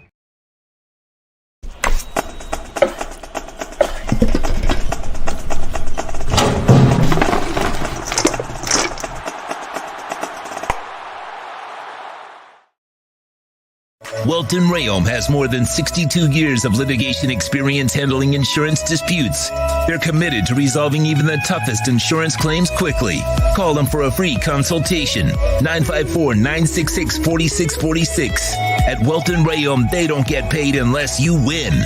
Property damage claims to your home, business, or condo as a result of a hurricane. Welton Rayom can help. Water, mold, fire, smoke damage, Welton Rayom can help. Call 954-966-4646. Welcome to Red Light Therapy, a revolutionary technology perfected by NASA to aid in muscle strengthening and recovery. Red and infrared light has the capacity to penetrate deep into the cell's mitochondria, potentially leading to increased energy, faster recovery, and the optimal performance your body demands. Train, fight, recover.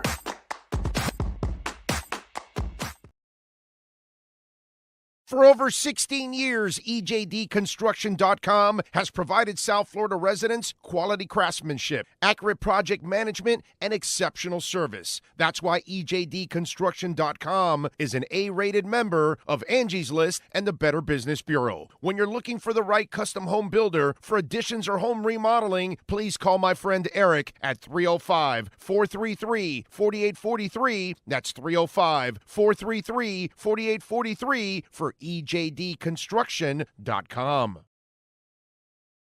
When you move, you need a reliable company led by passionate folks, eager to assist its customers during a transitional process that needs to be smooth.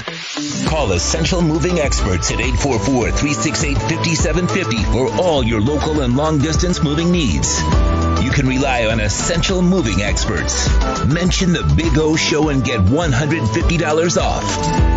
Family owned and operated, they offer free 30-day storage, full service moving, fully licensed, bonded, and insured. Moving was never so easy. EssentialMovingExperts.com.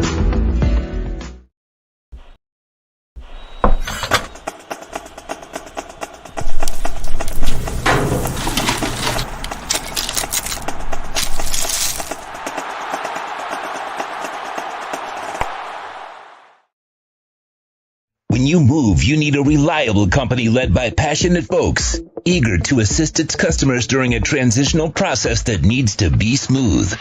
Call Essential Moving Experts at 844-368-5750 for all your local and long-distance moving needs. You can rely on Essential Moving Experts. Mention the Big O Show and get $150 off. Family owned and operated, they offer free 30-day storage, full service moving, fully licensed, bonded, and insured. Moving was never so easy. EssentialMovingExperts.com.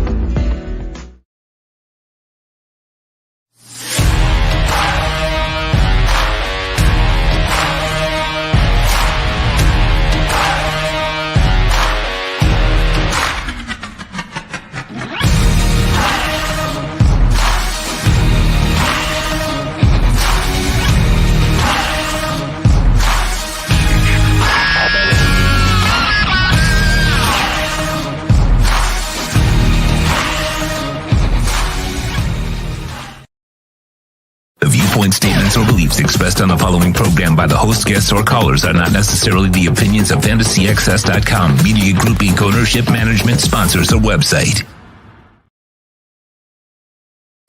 When it comes to South Florida sports teams, very few in the media have witnessed, lived, and covered it like the Big O. Let's start the program dedicated to your favorite South Florida teams with a passion that's unmatched. The Big O Radio Show is on. Here's the Big O. For number 3 of the program, appreciate all of you out there as always. Oh, let's see. What else do we have here on the chat board? Big O, does he still read text on the text line? Yeah, I do. Yeah. It's just there's hundreds. And, I got things to talk about, my brother. So, it's not that easy to read everything. So, but we do read them. I've read a few already today, several. Boxing sucks. UFC, you get the fights you want to see. John Jones is coming back. McGregor's coming back. Adesanya versus Pereira. Volkanovski or whatever the hell against Habib. Habib's cousin, that is. You are getting 2 fights. Okay.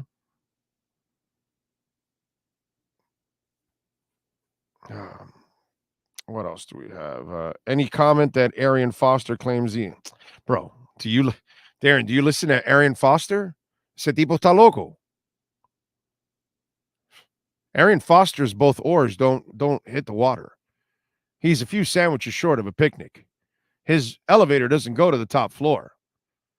Arian Foster is like one of those conspiracy idiots like Mike Lindell or something. Or Trumpies. Oh, the election was rigged. It's just stupid shit that they have zero proof and they just throw shit out there. It's nothing, bro. Arian Foster has said so many stupid things. Just go back, just Google it, and you'll see it's one dumbass thing after another. That guy's not right in the head, bro. I don't know if it's CTE, whatever it is, or it's just Kyrie or whatever, but he's loco. So to listen to, well, you're asking, but you obviously don't know much about Arian Foster, and you haven't followed his history here since he retired. He says a lot of stupid shit, dude. Like a lot of king-size stupid shit. And, we love stupid shit in this world because we follow it, we tag it, we then repeat it, and all that kind of crap. So Kevin Steele leaves Miami for Alabama. Remember, Mario Cristobal left Miami for Alabama. And you leave one job for a better job. Now, you out there, some of you UM fans, okay? Some of you are really, you're an embarrassment. I got to say, you're an embarrassment to manhood because you act like LeBron. Well, we don't want this guy anyways. Oh, he's not that good. This, that. Stop being little bitches. The guy's a hell of a coach. That's why they're stealing him. That means Mario added the right guy to his roster, to his coaching staff. That's the way you've got to look at it. Now, does it suck to lose Kevin Steele? Hell yeah, it sucks. But that's the way it goes, dude. The small fish gets eaten by the big fish, and then the bigger fish eats the bigger fish, and then the other bigger fish eats the other bigger fish, and then here comes a killer whale, and it's eating everything. That's life, dude. You want to be a councilman, then you want to be a senator, you want to be a governor, you want to go for president, you want to become a scout, you want to become a regional scout, you want to become a national scout, you want to become a personnel director, you want to become the general manager. It's all part of the process in life. You're going to move up. You can't blame him. Right now, the Alabama job is 1,000 times better than Miami's. Mario is not where he needs to be yet. Kevin Steele doesn't have to wait around for him. And just like Mario left the University of Miami because he said, this will make me better, which it did. He was the number one recruiter for Alabama, then left to Oregon, and now he's here. And if he doesn't go to Alabama, he probably never becomes the head coach of the University of Miami. So for those of you out there that were whining and bitching, like, you're an embarrassment, dude. You're almost as an embarrassment as the men that get excited about kids signing. I've laughed at you for many years now. Okay, those of you that get excited about some child that signs with the University of Miami. And now it's even worse, because if you're celebrating or being depressed about somebody that signs, you don't even know if that kid will be here a year from now, because what you recruit doesn't mean shit anymore. Because most of those kids, or half the kids or whatever, they're transferring out the second that they don't get what they want. Doesn't mean anything. It's not when you recruit them. It's when you finally get to play them is when you should get excited about them. Not when they sign. Grown-ass men thinking that some child is going to turn your franchise or program around. Some of you really need to grow up. And guess what, from Mario Cristobal? This is life. You will lose coaches all the damn time. You will fire them. They will get promoted from within, and then you got to replace after you promote them, you now got to replace that spot. And if that doesn't happen, then somebody else is going to steal them because it's a promotion for them, i.e. Kevin Steele. This is life. And this is the life that Mario Cristobal chose. So I don't feel sorry for Mario Cristobal. I say, okay, if you're a great head coach, you will go find another defensive coordinator, because that's what Saban does, right? He keeps turning it over and finding new coaches and keeps the machine going. And if Kirby wants to do it in Georgia, he's going to have to keep replacing coaches. Eventually, Ohio State will lose Brian Hartline to somebody, and you'll have to replace Brian Hartline if you're Ohio State. That's life, man.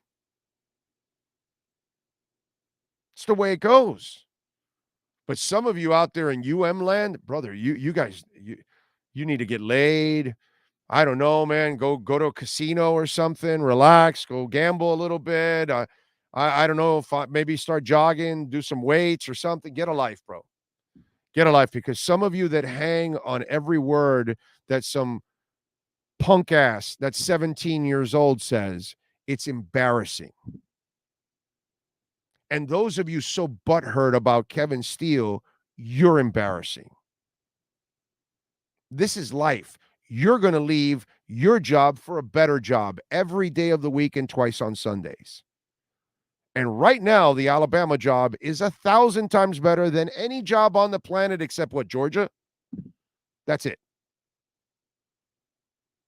So anybody in any of those other programs around the country, the other 100 and some odd program, they have a chance to go to Alabama or Georgia. How do you not do it?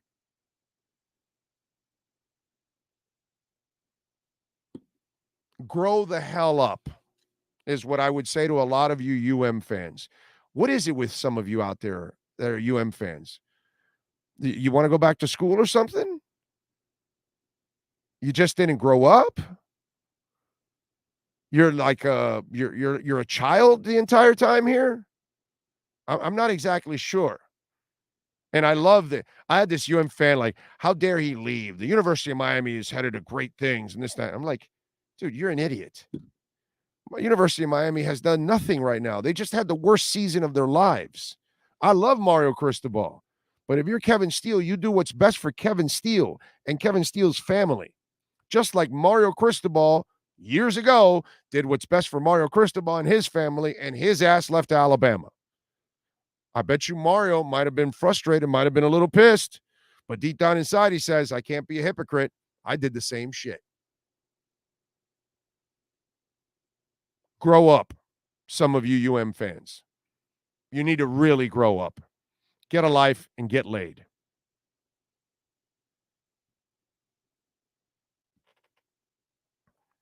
Glad for the kids. They finally get to make some money on their name, not just on the university. But since this has all happened, I haven't been as interested in college ball. Yeah. By the way, Troy, I am with you. I would name Charlie Strong my defensive coordinator. That I said that on, I don't know, a couple of days ago. I tweeted out, for me, Charlie Strong is the pick that I would have for, I think it was a Manny tweet or a Gabby tweet or something, and I retweeted it, and I said, yeah, no, I'm getting Charlie Strong if I'm the University of Miami. Hells to the yeah, dude. Are you kidding me? For sure. UM fans took one too many bites of that drive-through Dairy Queen. Exactly. Exactly. Big O on a roll, on fire. Thank you. Thank you, sir. Remember, you can also, did we get another? No, we didn't get another. Okay. You can also make a donation through Cash App or Venmo, folks, at Cash Big O Show. And remember, we love that Bitcoin donation. Oh, yeah. Oh, yeah. Love some Bitcoin donation. Cash App or Venmo, Cash Big O Show. That is Cash Big O Show on Cash App or Venmo. Can I give you a funny story and kind of twisted? Because, I kind of go, I kind of always twist things up a little bit more. So I was reading this. So Ray Lewis says that he and Roquan Smith plan to watch film together this offseason. He says he wants to help Roquan follow in his footsteps. So let me ask you something. You bringing the white suit there to the film room? Hey, what happened to that white suit or cream suit? All right. Just saying. You want him to follow in your footsteps? Anyway, he said at the Pro Bowl, he and Smith will be working together this offseason. Lewis thinks he has some tricks of the trade that he can pass on to Smith. Roquan, if he takes his game and takes one more step up, I just think he can be freaking phenomenal. Now, when I'm watching him, I'm saying, how can I help him get better? Well, not with a white suit. That's why I think this offseason we're really going to sit down and go through the film so I can teach him those little things. That takes a leader to take ownership of it. So when you step on the field, you don't need a coach. You guys become the coach. That's what Roquan has the ability to do. As long as he's not getting into a fight in Atlanta. Where's that suit, Ray?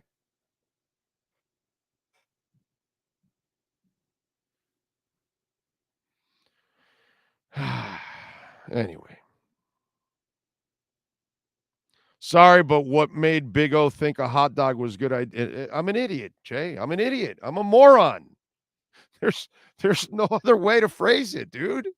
It was a stupid ass thing for me to do. And I'm the first guy to tell you, like when I was 3/4 of the way, I knew I was going to regret it. Play action says low blow, big. Why is it a low blow, dude? Why is it a low blow? Because your butt hurt or something? That's reality, my man. That's reality. Something happened that night, dude. You know, if you want to be naive, you go ahead, man. Stick your head in the sand. I'm not doing that. Oh, why? Because he was a great linebacker.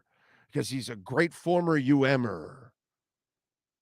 Please. I love you people that you just you protect the wrong. You know what I mean? Just because he helped your team win. Which, by the way, really, did they win anything at the University of Miami with him? I don't think so, right? They weren't that good in those days. But whatever, bro.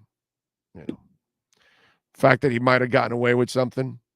Yeah, no, you know. So, Play Action 7 says, what are you talking about? Okay. Well. Big O, you are looking forward to the Tua interview with Florio and Sims at the Super Bowl this week? Not really. No, not really.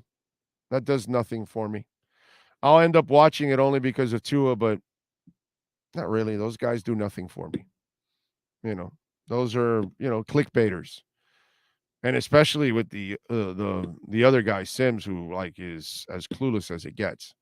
So yeah, no, that does nothing for me. I'll have to watch it only because it's Tua Tagovailoa.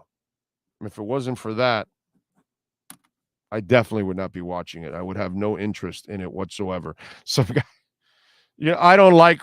You guys know I don't watch Baseless or Cow Turd or any of those fools that are. And I always tell you, lazy, right? So some guy sends me a video of Cow Turd on Thursday or Friday or something, or Wednesday. I forgot when it was last week. And he comes on the air the next day because he goes, oh, he says, and the only reason I watched it is because he says, watch him say that he saw the Nets and Durant last night when Durant didn't play. And I try to tell you that there are hosts out there that really do not watch sports, that really are just dependent on their producers and getting the stories, and they actually don't physically take the time. He is clearly one of those kind of guys. But hey, God bless him, bro. He makes a ton of money. He suckers a ton of you into it. He clickbaits most of you out there, and he gets it going. So, hey, man, it builds up his bank account, and that's fine, and that's all good. But I have zero respect for lazy people on radio or TV or anything like that. Zero respect. Okay. And I can tell if you've put work into it or not, because I've been doing it for 30 years. So to me, that's the kind of crap that I've told you guys before. Lazy clickbaiters that don't really work at it. And so it's kind of the same stuff that we were just talking about. Oh, it's okay. When you're hungry, we can go for it. No, dude. No, Randy. I'm an idiot. No. There's no excuses. All the other selections were there on that stop. I didn't have to pick Dairy Queen. Okay? There was a McDonald's there. There was, I don't think there was a Burger King. I think there was a Taco Bell. There was, so obviously a gas station and all that other stuff, but there was a couple of other things, if I remember correctly. I'm trying to remember what the hell it was, but there were a couple of choices that I could have gone somewhere else. Hell, I could have gone to the Dunkin' Donut and just gotten a glazed donut, and I would have been a lot better off.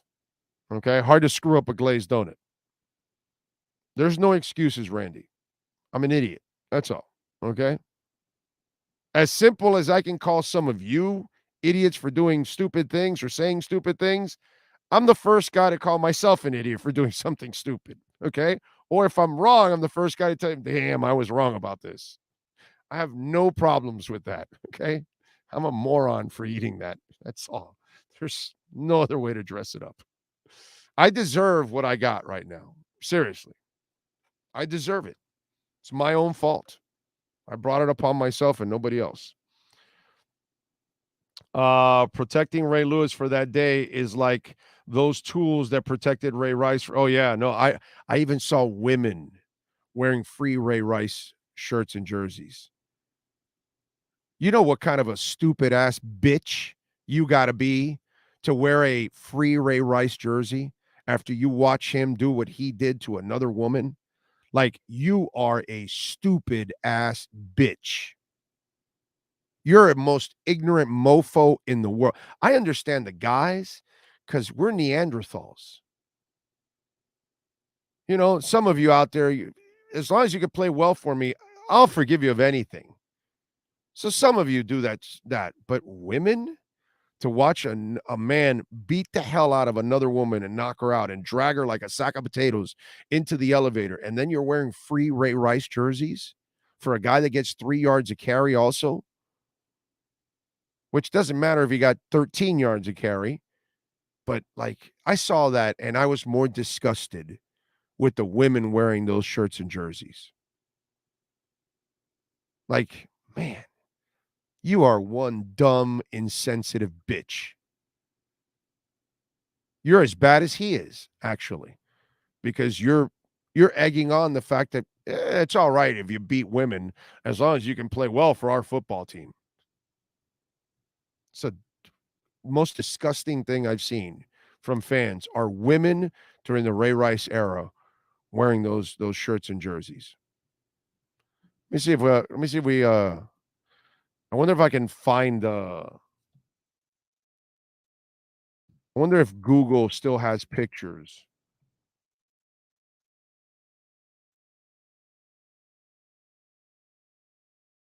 That would be interesting if they do have them. Let's see. Where are we at here? I've got women with jerseys, number 27, but you don't know when those pictures were taken. Let's see. What is this here? No, that's not one of them. I can't see it now, but I'm telling you, I saw it then, and it was pretty gross, dude. Pretty freaking gross.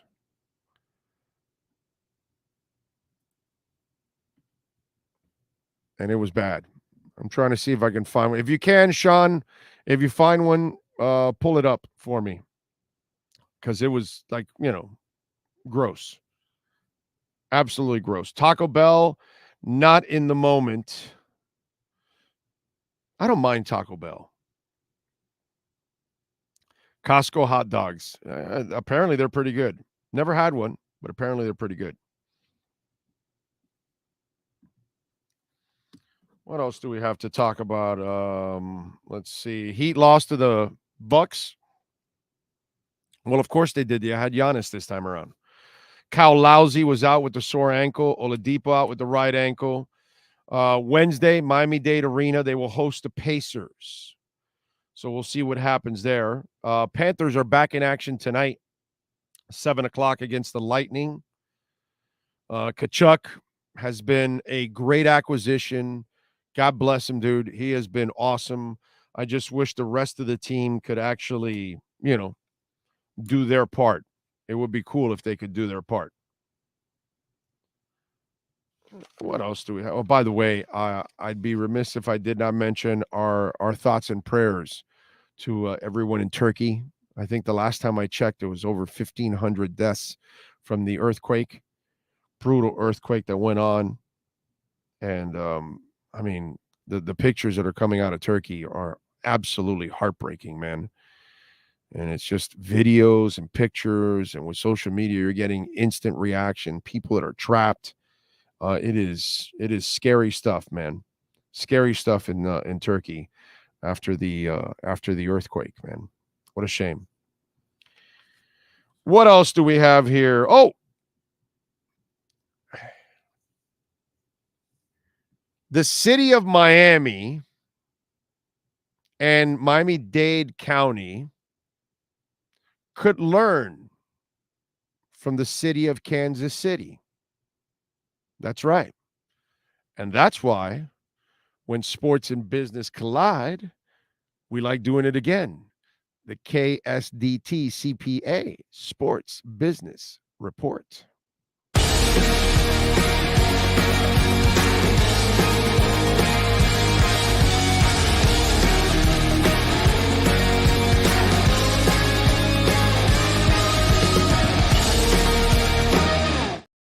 All right. So the Royals, they've been a cheap franchise.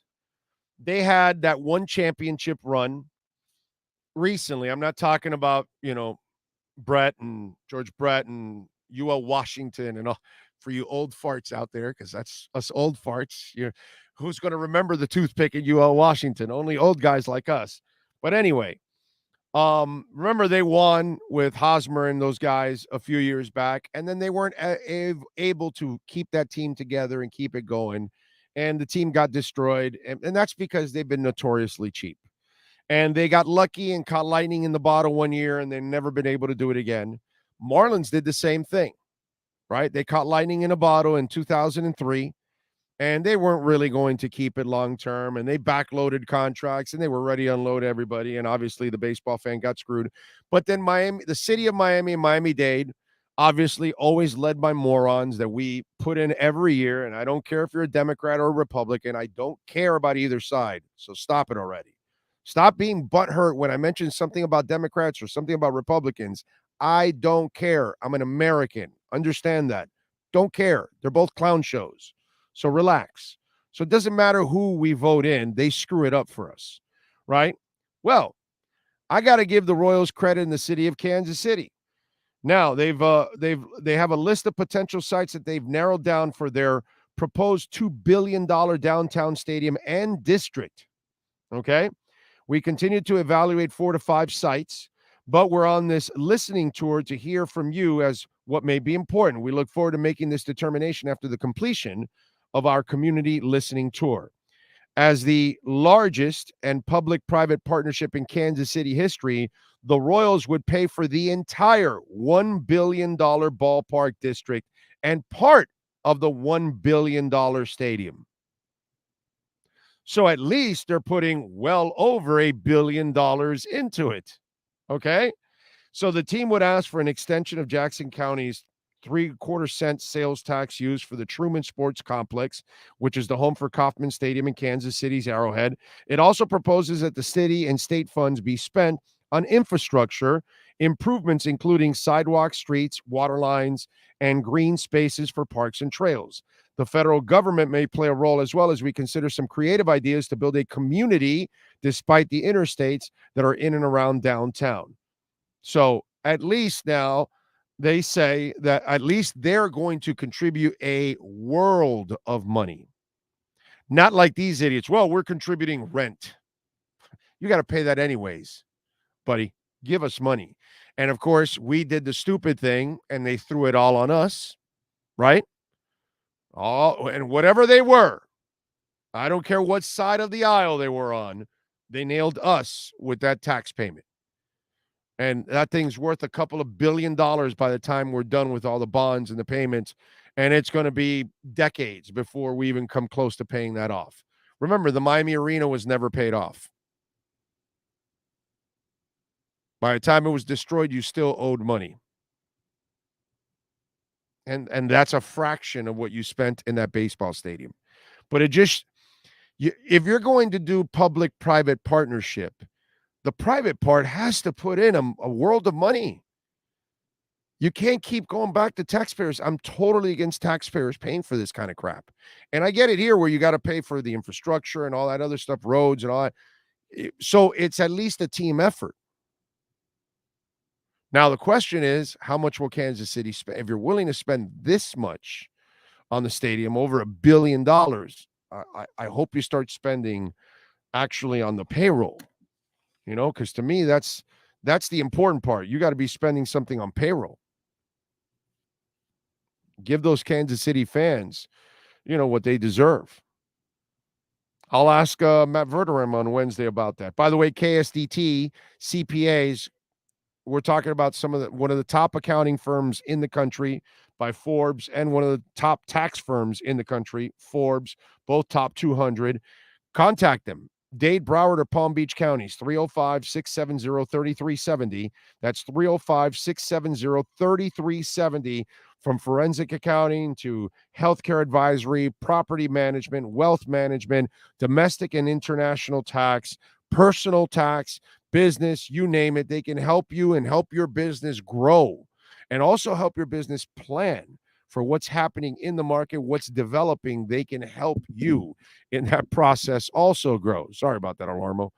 So call our friends there at 305-670-3370. That's 305-670-3370. Tell them that Big O sent you, the great people at KSDT CPAs, or ksdtcpa.com. Follow them on Twitter too, or Instagram, or LinkedIn. They're all over the place. They actually post some pretty cool stuff. Taco Bell's chicken quesadilla is actually good for being fast food. I bet you this, I would have been all right now with Taco Bell instead of Dairy Queen. Guarantee that, bro. Guarantee that. All right, let me see what we got here. We got any questions? Anything that's anything ready to ask, or just comments?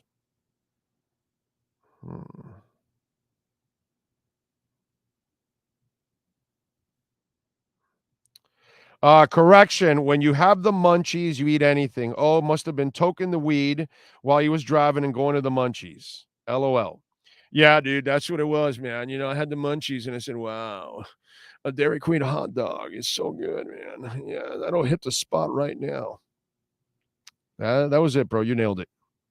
Big O, I will bring you guys some of Rochester's famous Zwiegel's Pop Open Hots and make you guys a garbage plate next time I come down. You're going to make me a garbage plate? That doesn't sound very attractive there, Lisa.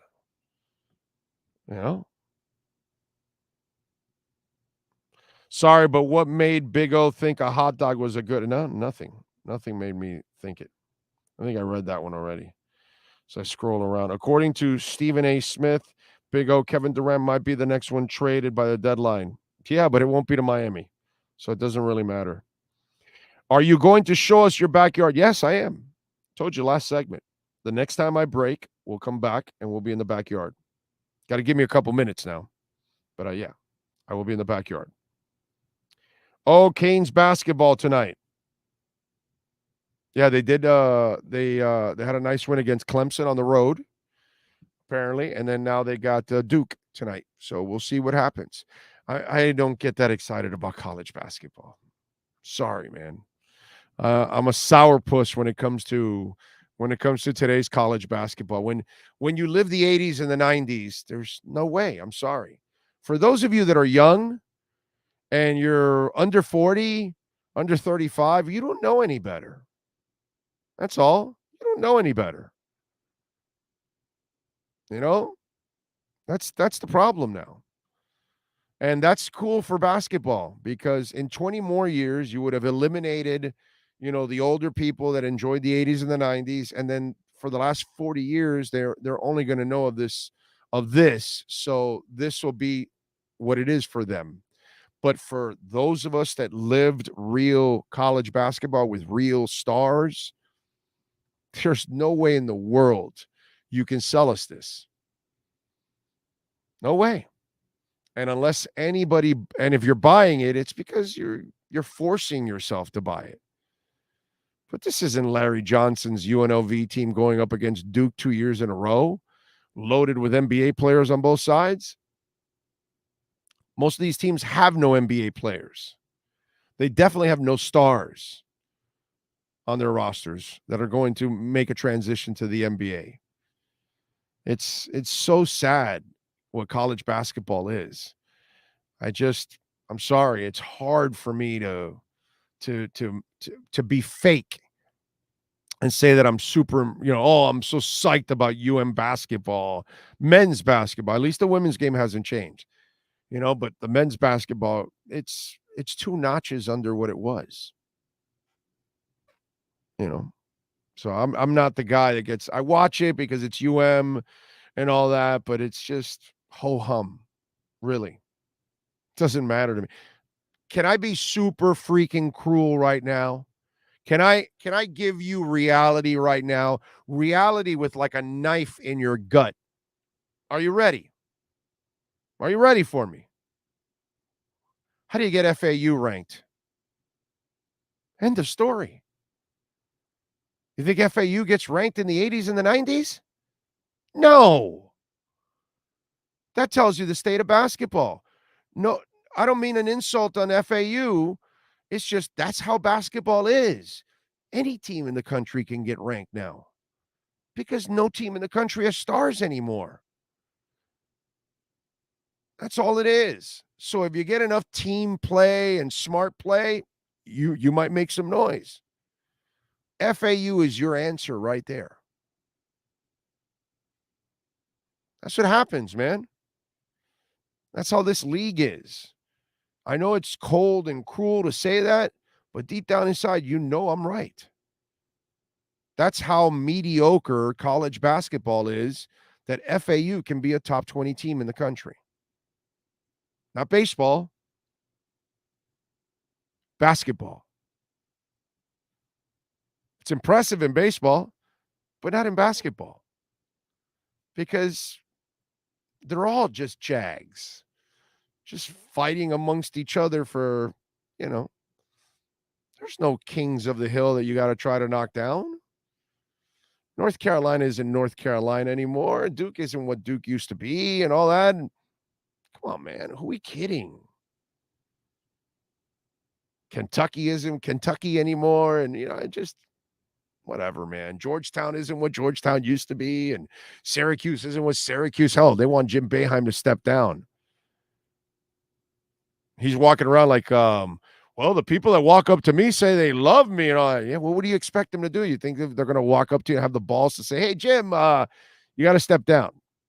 Come on, man. It's just, let's be honest. Let's just call it like we see it. And college basketball is, yeah, it's on tonight. Yeah, maybe I'll watch it if I got nothing else to. I'd rather watch the Panthers, to be quite honest. I probably will watch the Panthers. I'll probably have the Canes game on the side because it's not the same, man. It's not the same. College basketball and MLB are dying sports. Yep. Big O is right. College basketball and NBA sucks compared to the 80s and prior. 90s too. College basketball was excellent in the 90s. Oh, have you considered doing another bilingual show like back in the day? I think it would be dope as hell. Yeah, that would have been something down the line. But, Dougie Fresh, I've moved on, bro. I wanted to rebuild the onside. I wanted to do all that kind of and then I started to think about it. Bro, I'm too old already. I'm at a point now where I'm just going to look out for me and Sean. And that's it, dude. I'm not looking out for anybody else anymore. I'm not trying to build anything up for anybody else. I'm not going to build up an entire station and work an entire sales staff. And quite honestly, the sales were for me, not for anybody else that was on the stations, so it just, I'm done. I'm done being, the guy that tries to, forget it. Nobody wants to do it. I'm not going to do it. I'm just going to worry about us. And we're doing just fine, Sean and I. We get to do whatever we want. We can travel all we want. I'm going to go to the combine next month. Everything. I can do whatever the hell I want, and I don't answer to anybody. And, and I'm adding the crypto show. Sean will add the wrestling show. Eventually, the music show's coming. I was talking to some people last week about it. And that's where it ends. but it's just going to be about Sean and myself, and that's it. And then obviously the insiders that we bring on and things like that.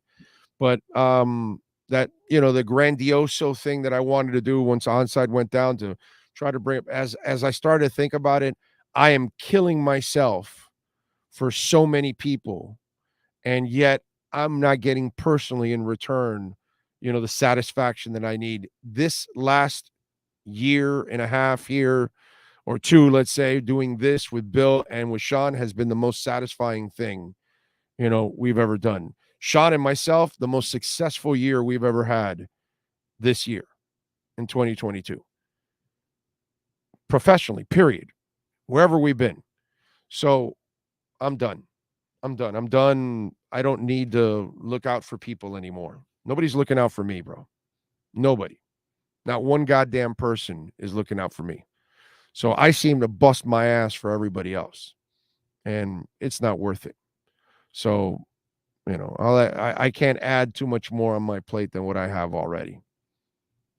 So I'm pretty much stuck where I'm at now, and I'm super happy, ecstatic. Somebody asked me, this is funny. Somebody asked me, I'm not going to say who it was, but they sent me a message and they said, hey man, 940 Wins is going to hire talk show hosts.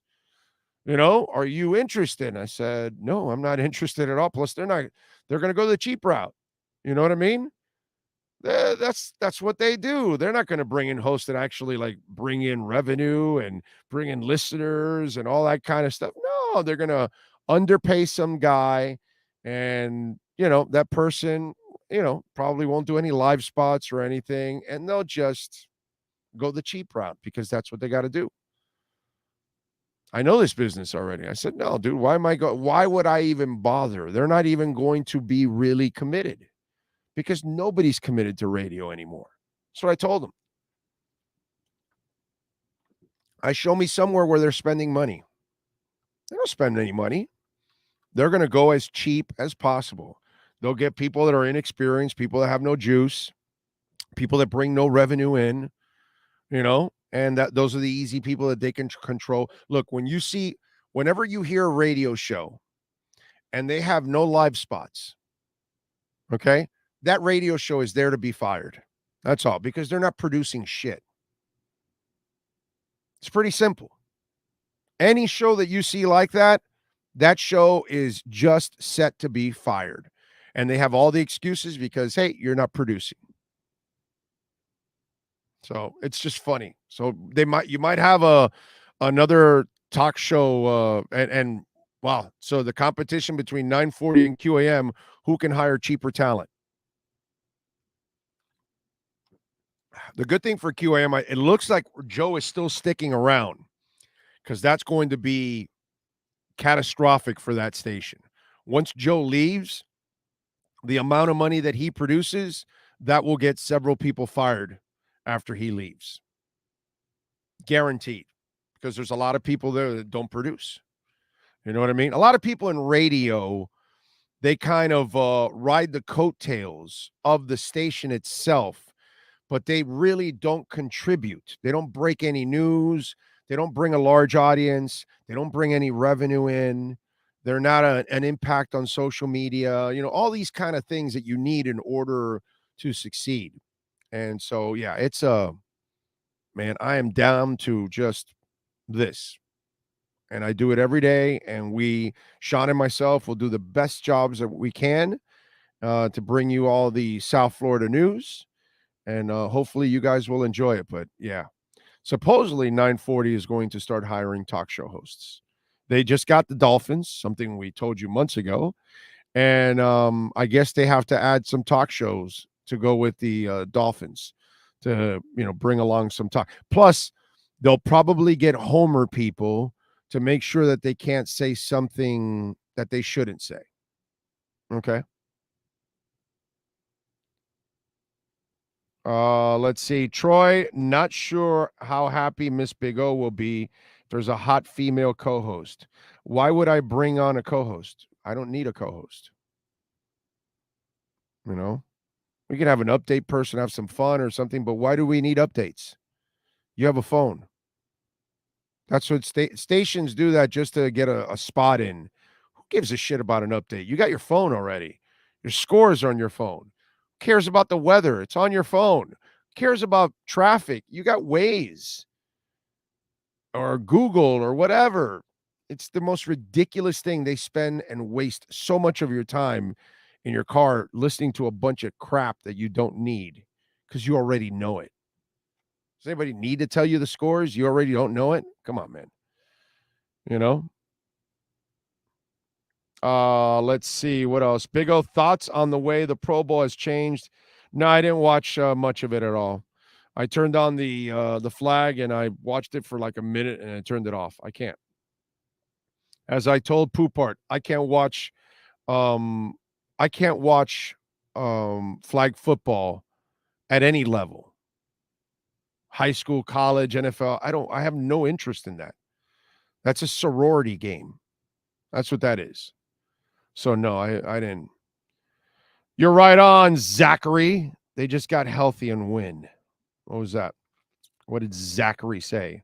Indiana Hoosiers to be champs again, the way the NCAA basketball looking.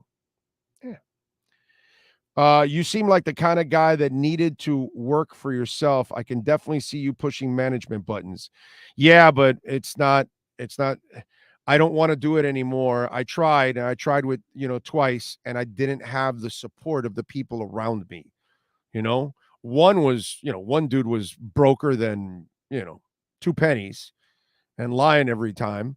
And then unfortunately, at Onside, we just did not have the structure around to really take off. A lot of things that we wanted to do were completely X'd out.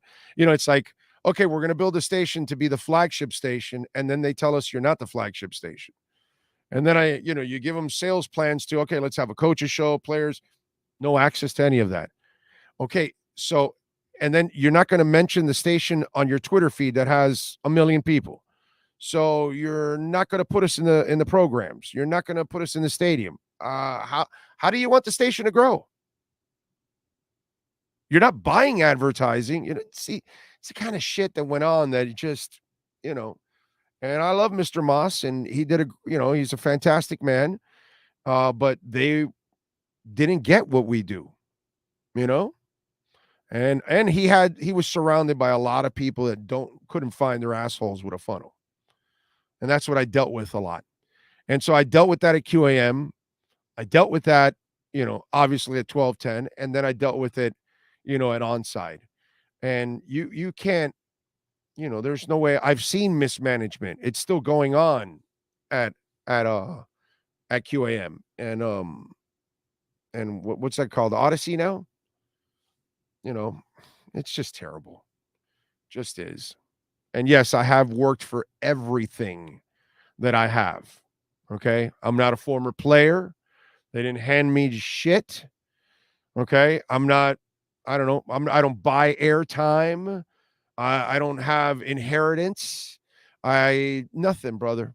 I work my ass off is what I do. And I connect with people and I get it done.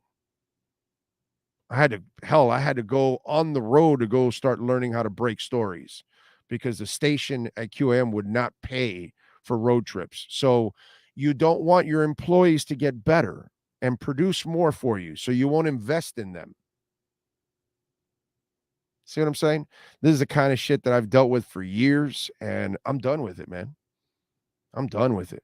Sean and I, we don't answer to anybody, dude. And we do whatever the hell we want to do. And if we're late 15 minutes, then we're late 15 minutes, and it doesn't matter if we're late a half hour. And if I got to cancel a show or something happens, we do it and we readjust and life goes on,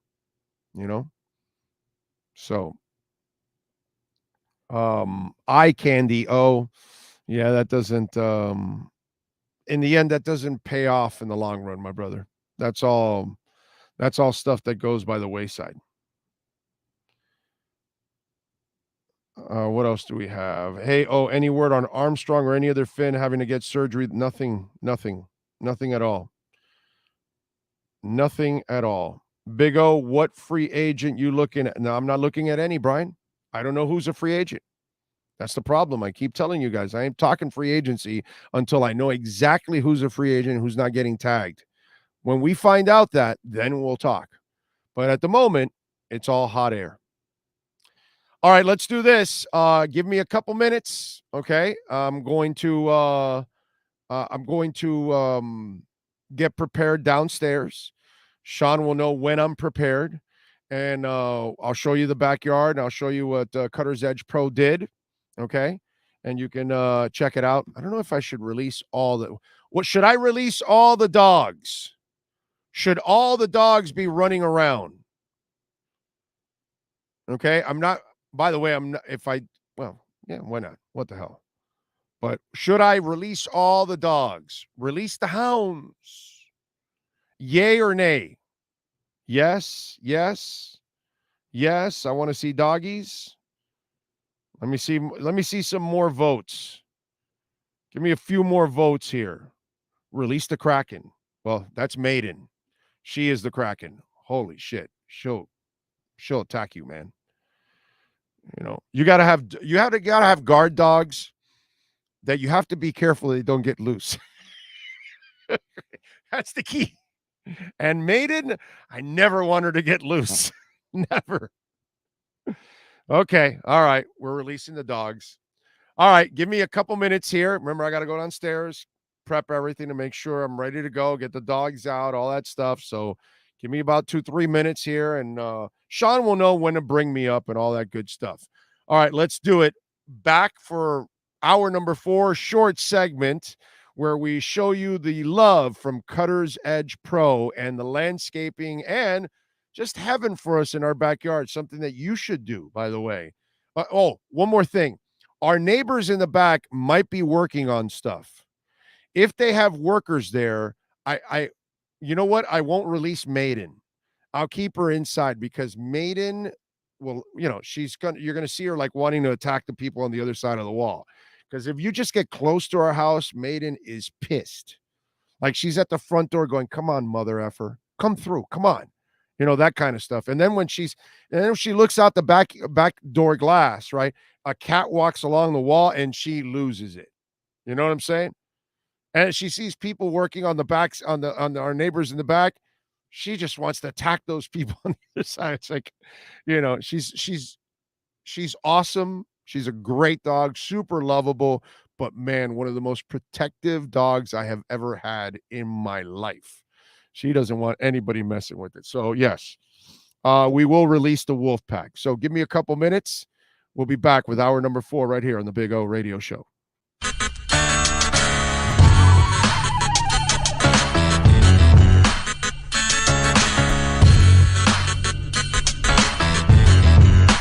This is the Big O Show. This is the Big O Show. This is the Big O Show.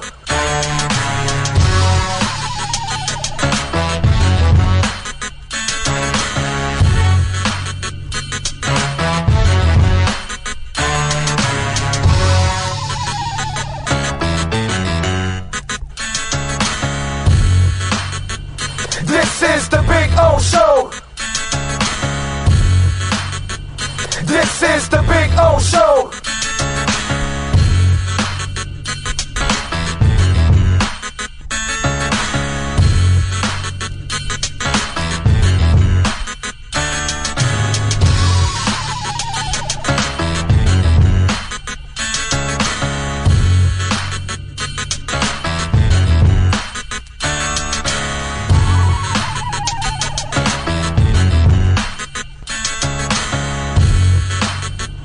This is the Big O Show.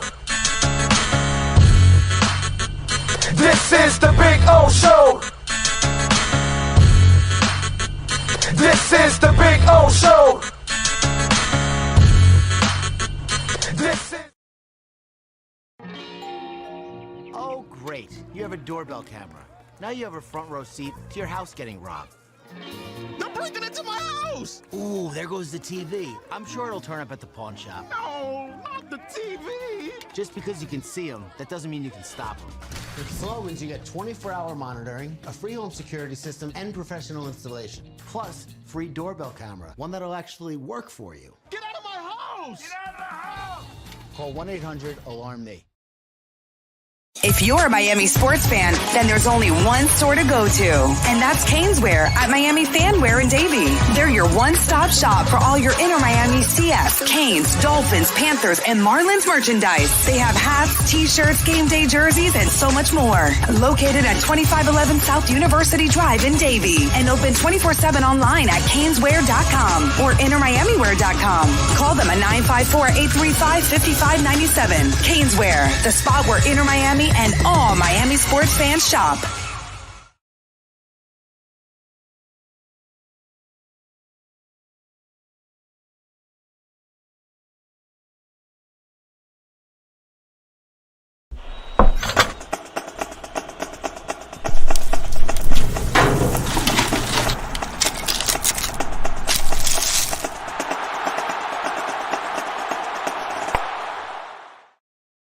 Welton Rayom has more than 62 years of litigation experience handling insurance disputes.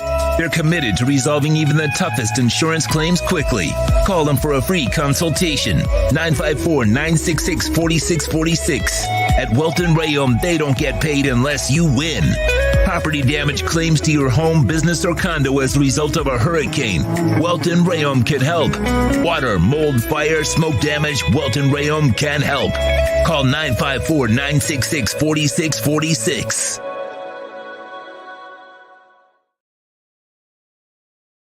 There's no need to drive around South Florida wasting valuable time looking for a new or certified pre-owned Acura. Go to the #1 volume sales dealership in the Southeast United States. Craig Zinn's Acura of Pembroke Pines. Purchase with pace and space in a dealership tailored to your needs. From home buying to providing that personal touch. Contact the 2020 Satisfaction Award winner Craig Zinn's Acura of Pembroke Pines. 888-776-5123. That's 888-776-5123. Or visit them at 15601 Pines Boulevard in Pembroke Pines.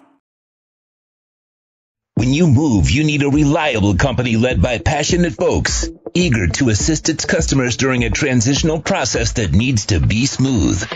Call Essential Moving Experts at 844-368-5750 for all your local and long-distance moving needs.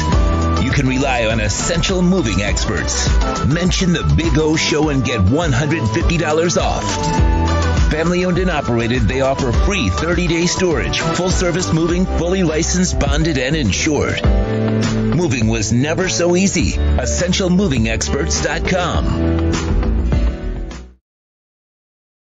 For over 16 years, EJDConstruction.com has provided South Florida residents quality craftsmanship, accurate project management, and exceptional service. That's why EJDConstruction.com is an A-rated member of Angie's List and the Better Business Bureau. When you're looking for the right custom home builder for additions or home remodeling, please call my friend Eric at 305-433-4843. That's 305-433-4843 for EJDConstruction.com. Oh, I think I know what this is. Houston, we have a package. Hello? No matter where you are, the Sloman Shield home security system guards your home. With next-gen perimeter protection, 24/7 monitoring, and interior motion sensing. And right now, get a free Sloman Shield security system and doorbell camera, all professionally installed, for free. Shield your world, the Sloman Shield. Welcome to Red Light Therapy, a revolutionary technology perfected by NASA to aid in muscle strengthening and recovery. Red and infrared light has the capacity to penetrate deep into the cell's mitochondria, potentially leading to increased energy, faster recovery, and the optimal performance your body demands. Train, fight, recover.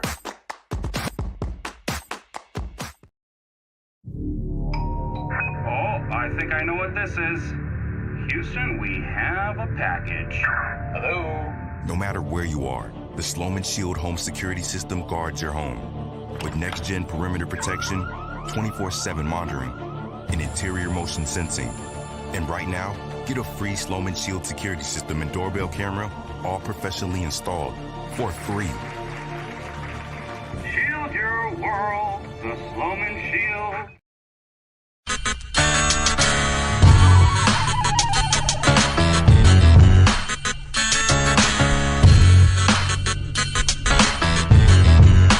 This is the Big O Show. This is the Big O Show. This is the Big O Show.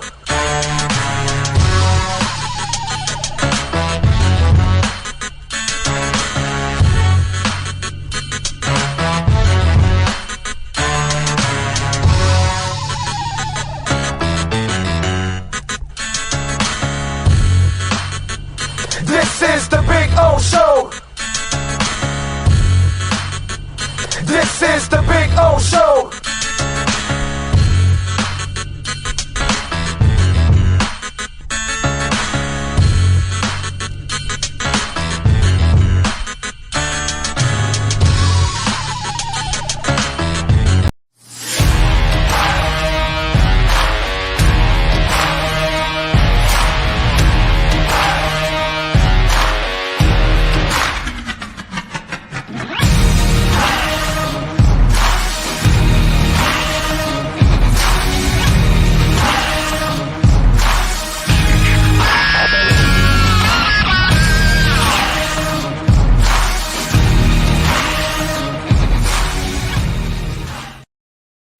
Statements or beliefs expressed on the following program by the host, guests, or callers are not necessarily the opinions of FantasyXS.com, Media Group Inc. ownership, management, sponsors, or website.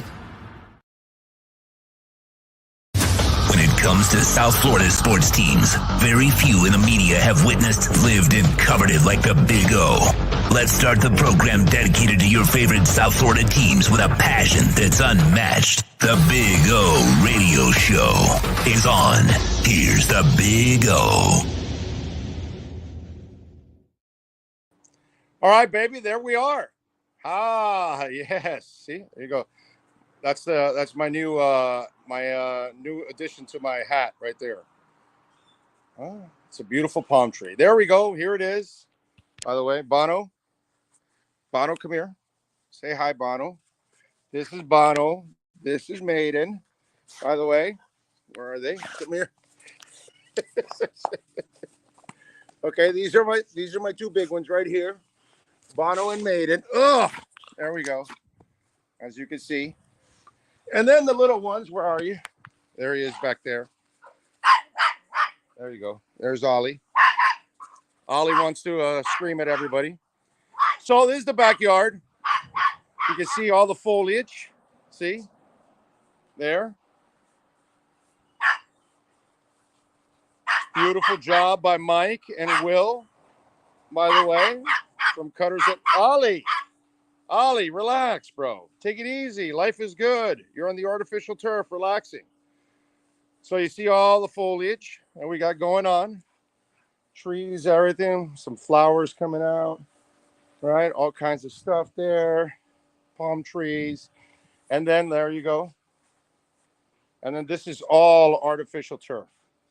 All of this. So the dogs can play, have some fun. There's Ziggy right there. There's Ollie. There's my man Ollie right there. Hanging out. And then I told you about the putting green that we got so I can practice my bad golfing. But I'm actually pretty good at putt-putt. Suck at golf on putt-putt. By the way, I excuse the mess because there's some stuff out there. It was windy the last 2 days. Plus, I have not been in the mood to clean right now. I've been cleaning my system out. So there you go. There's one hole. See? Got the big old flag and everything. This is amazing. This is a great little ad. So if you're a golfer, there you go. And then down here on the other end, we've got the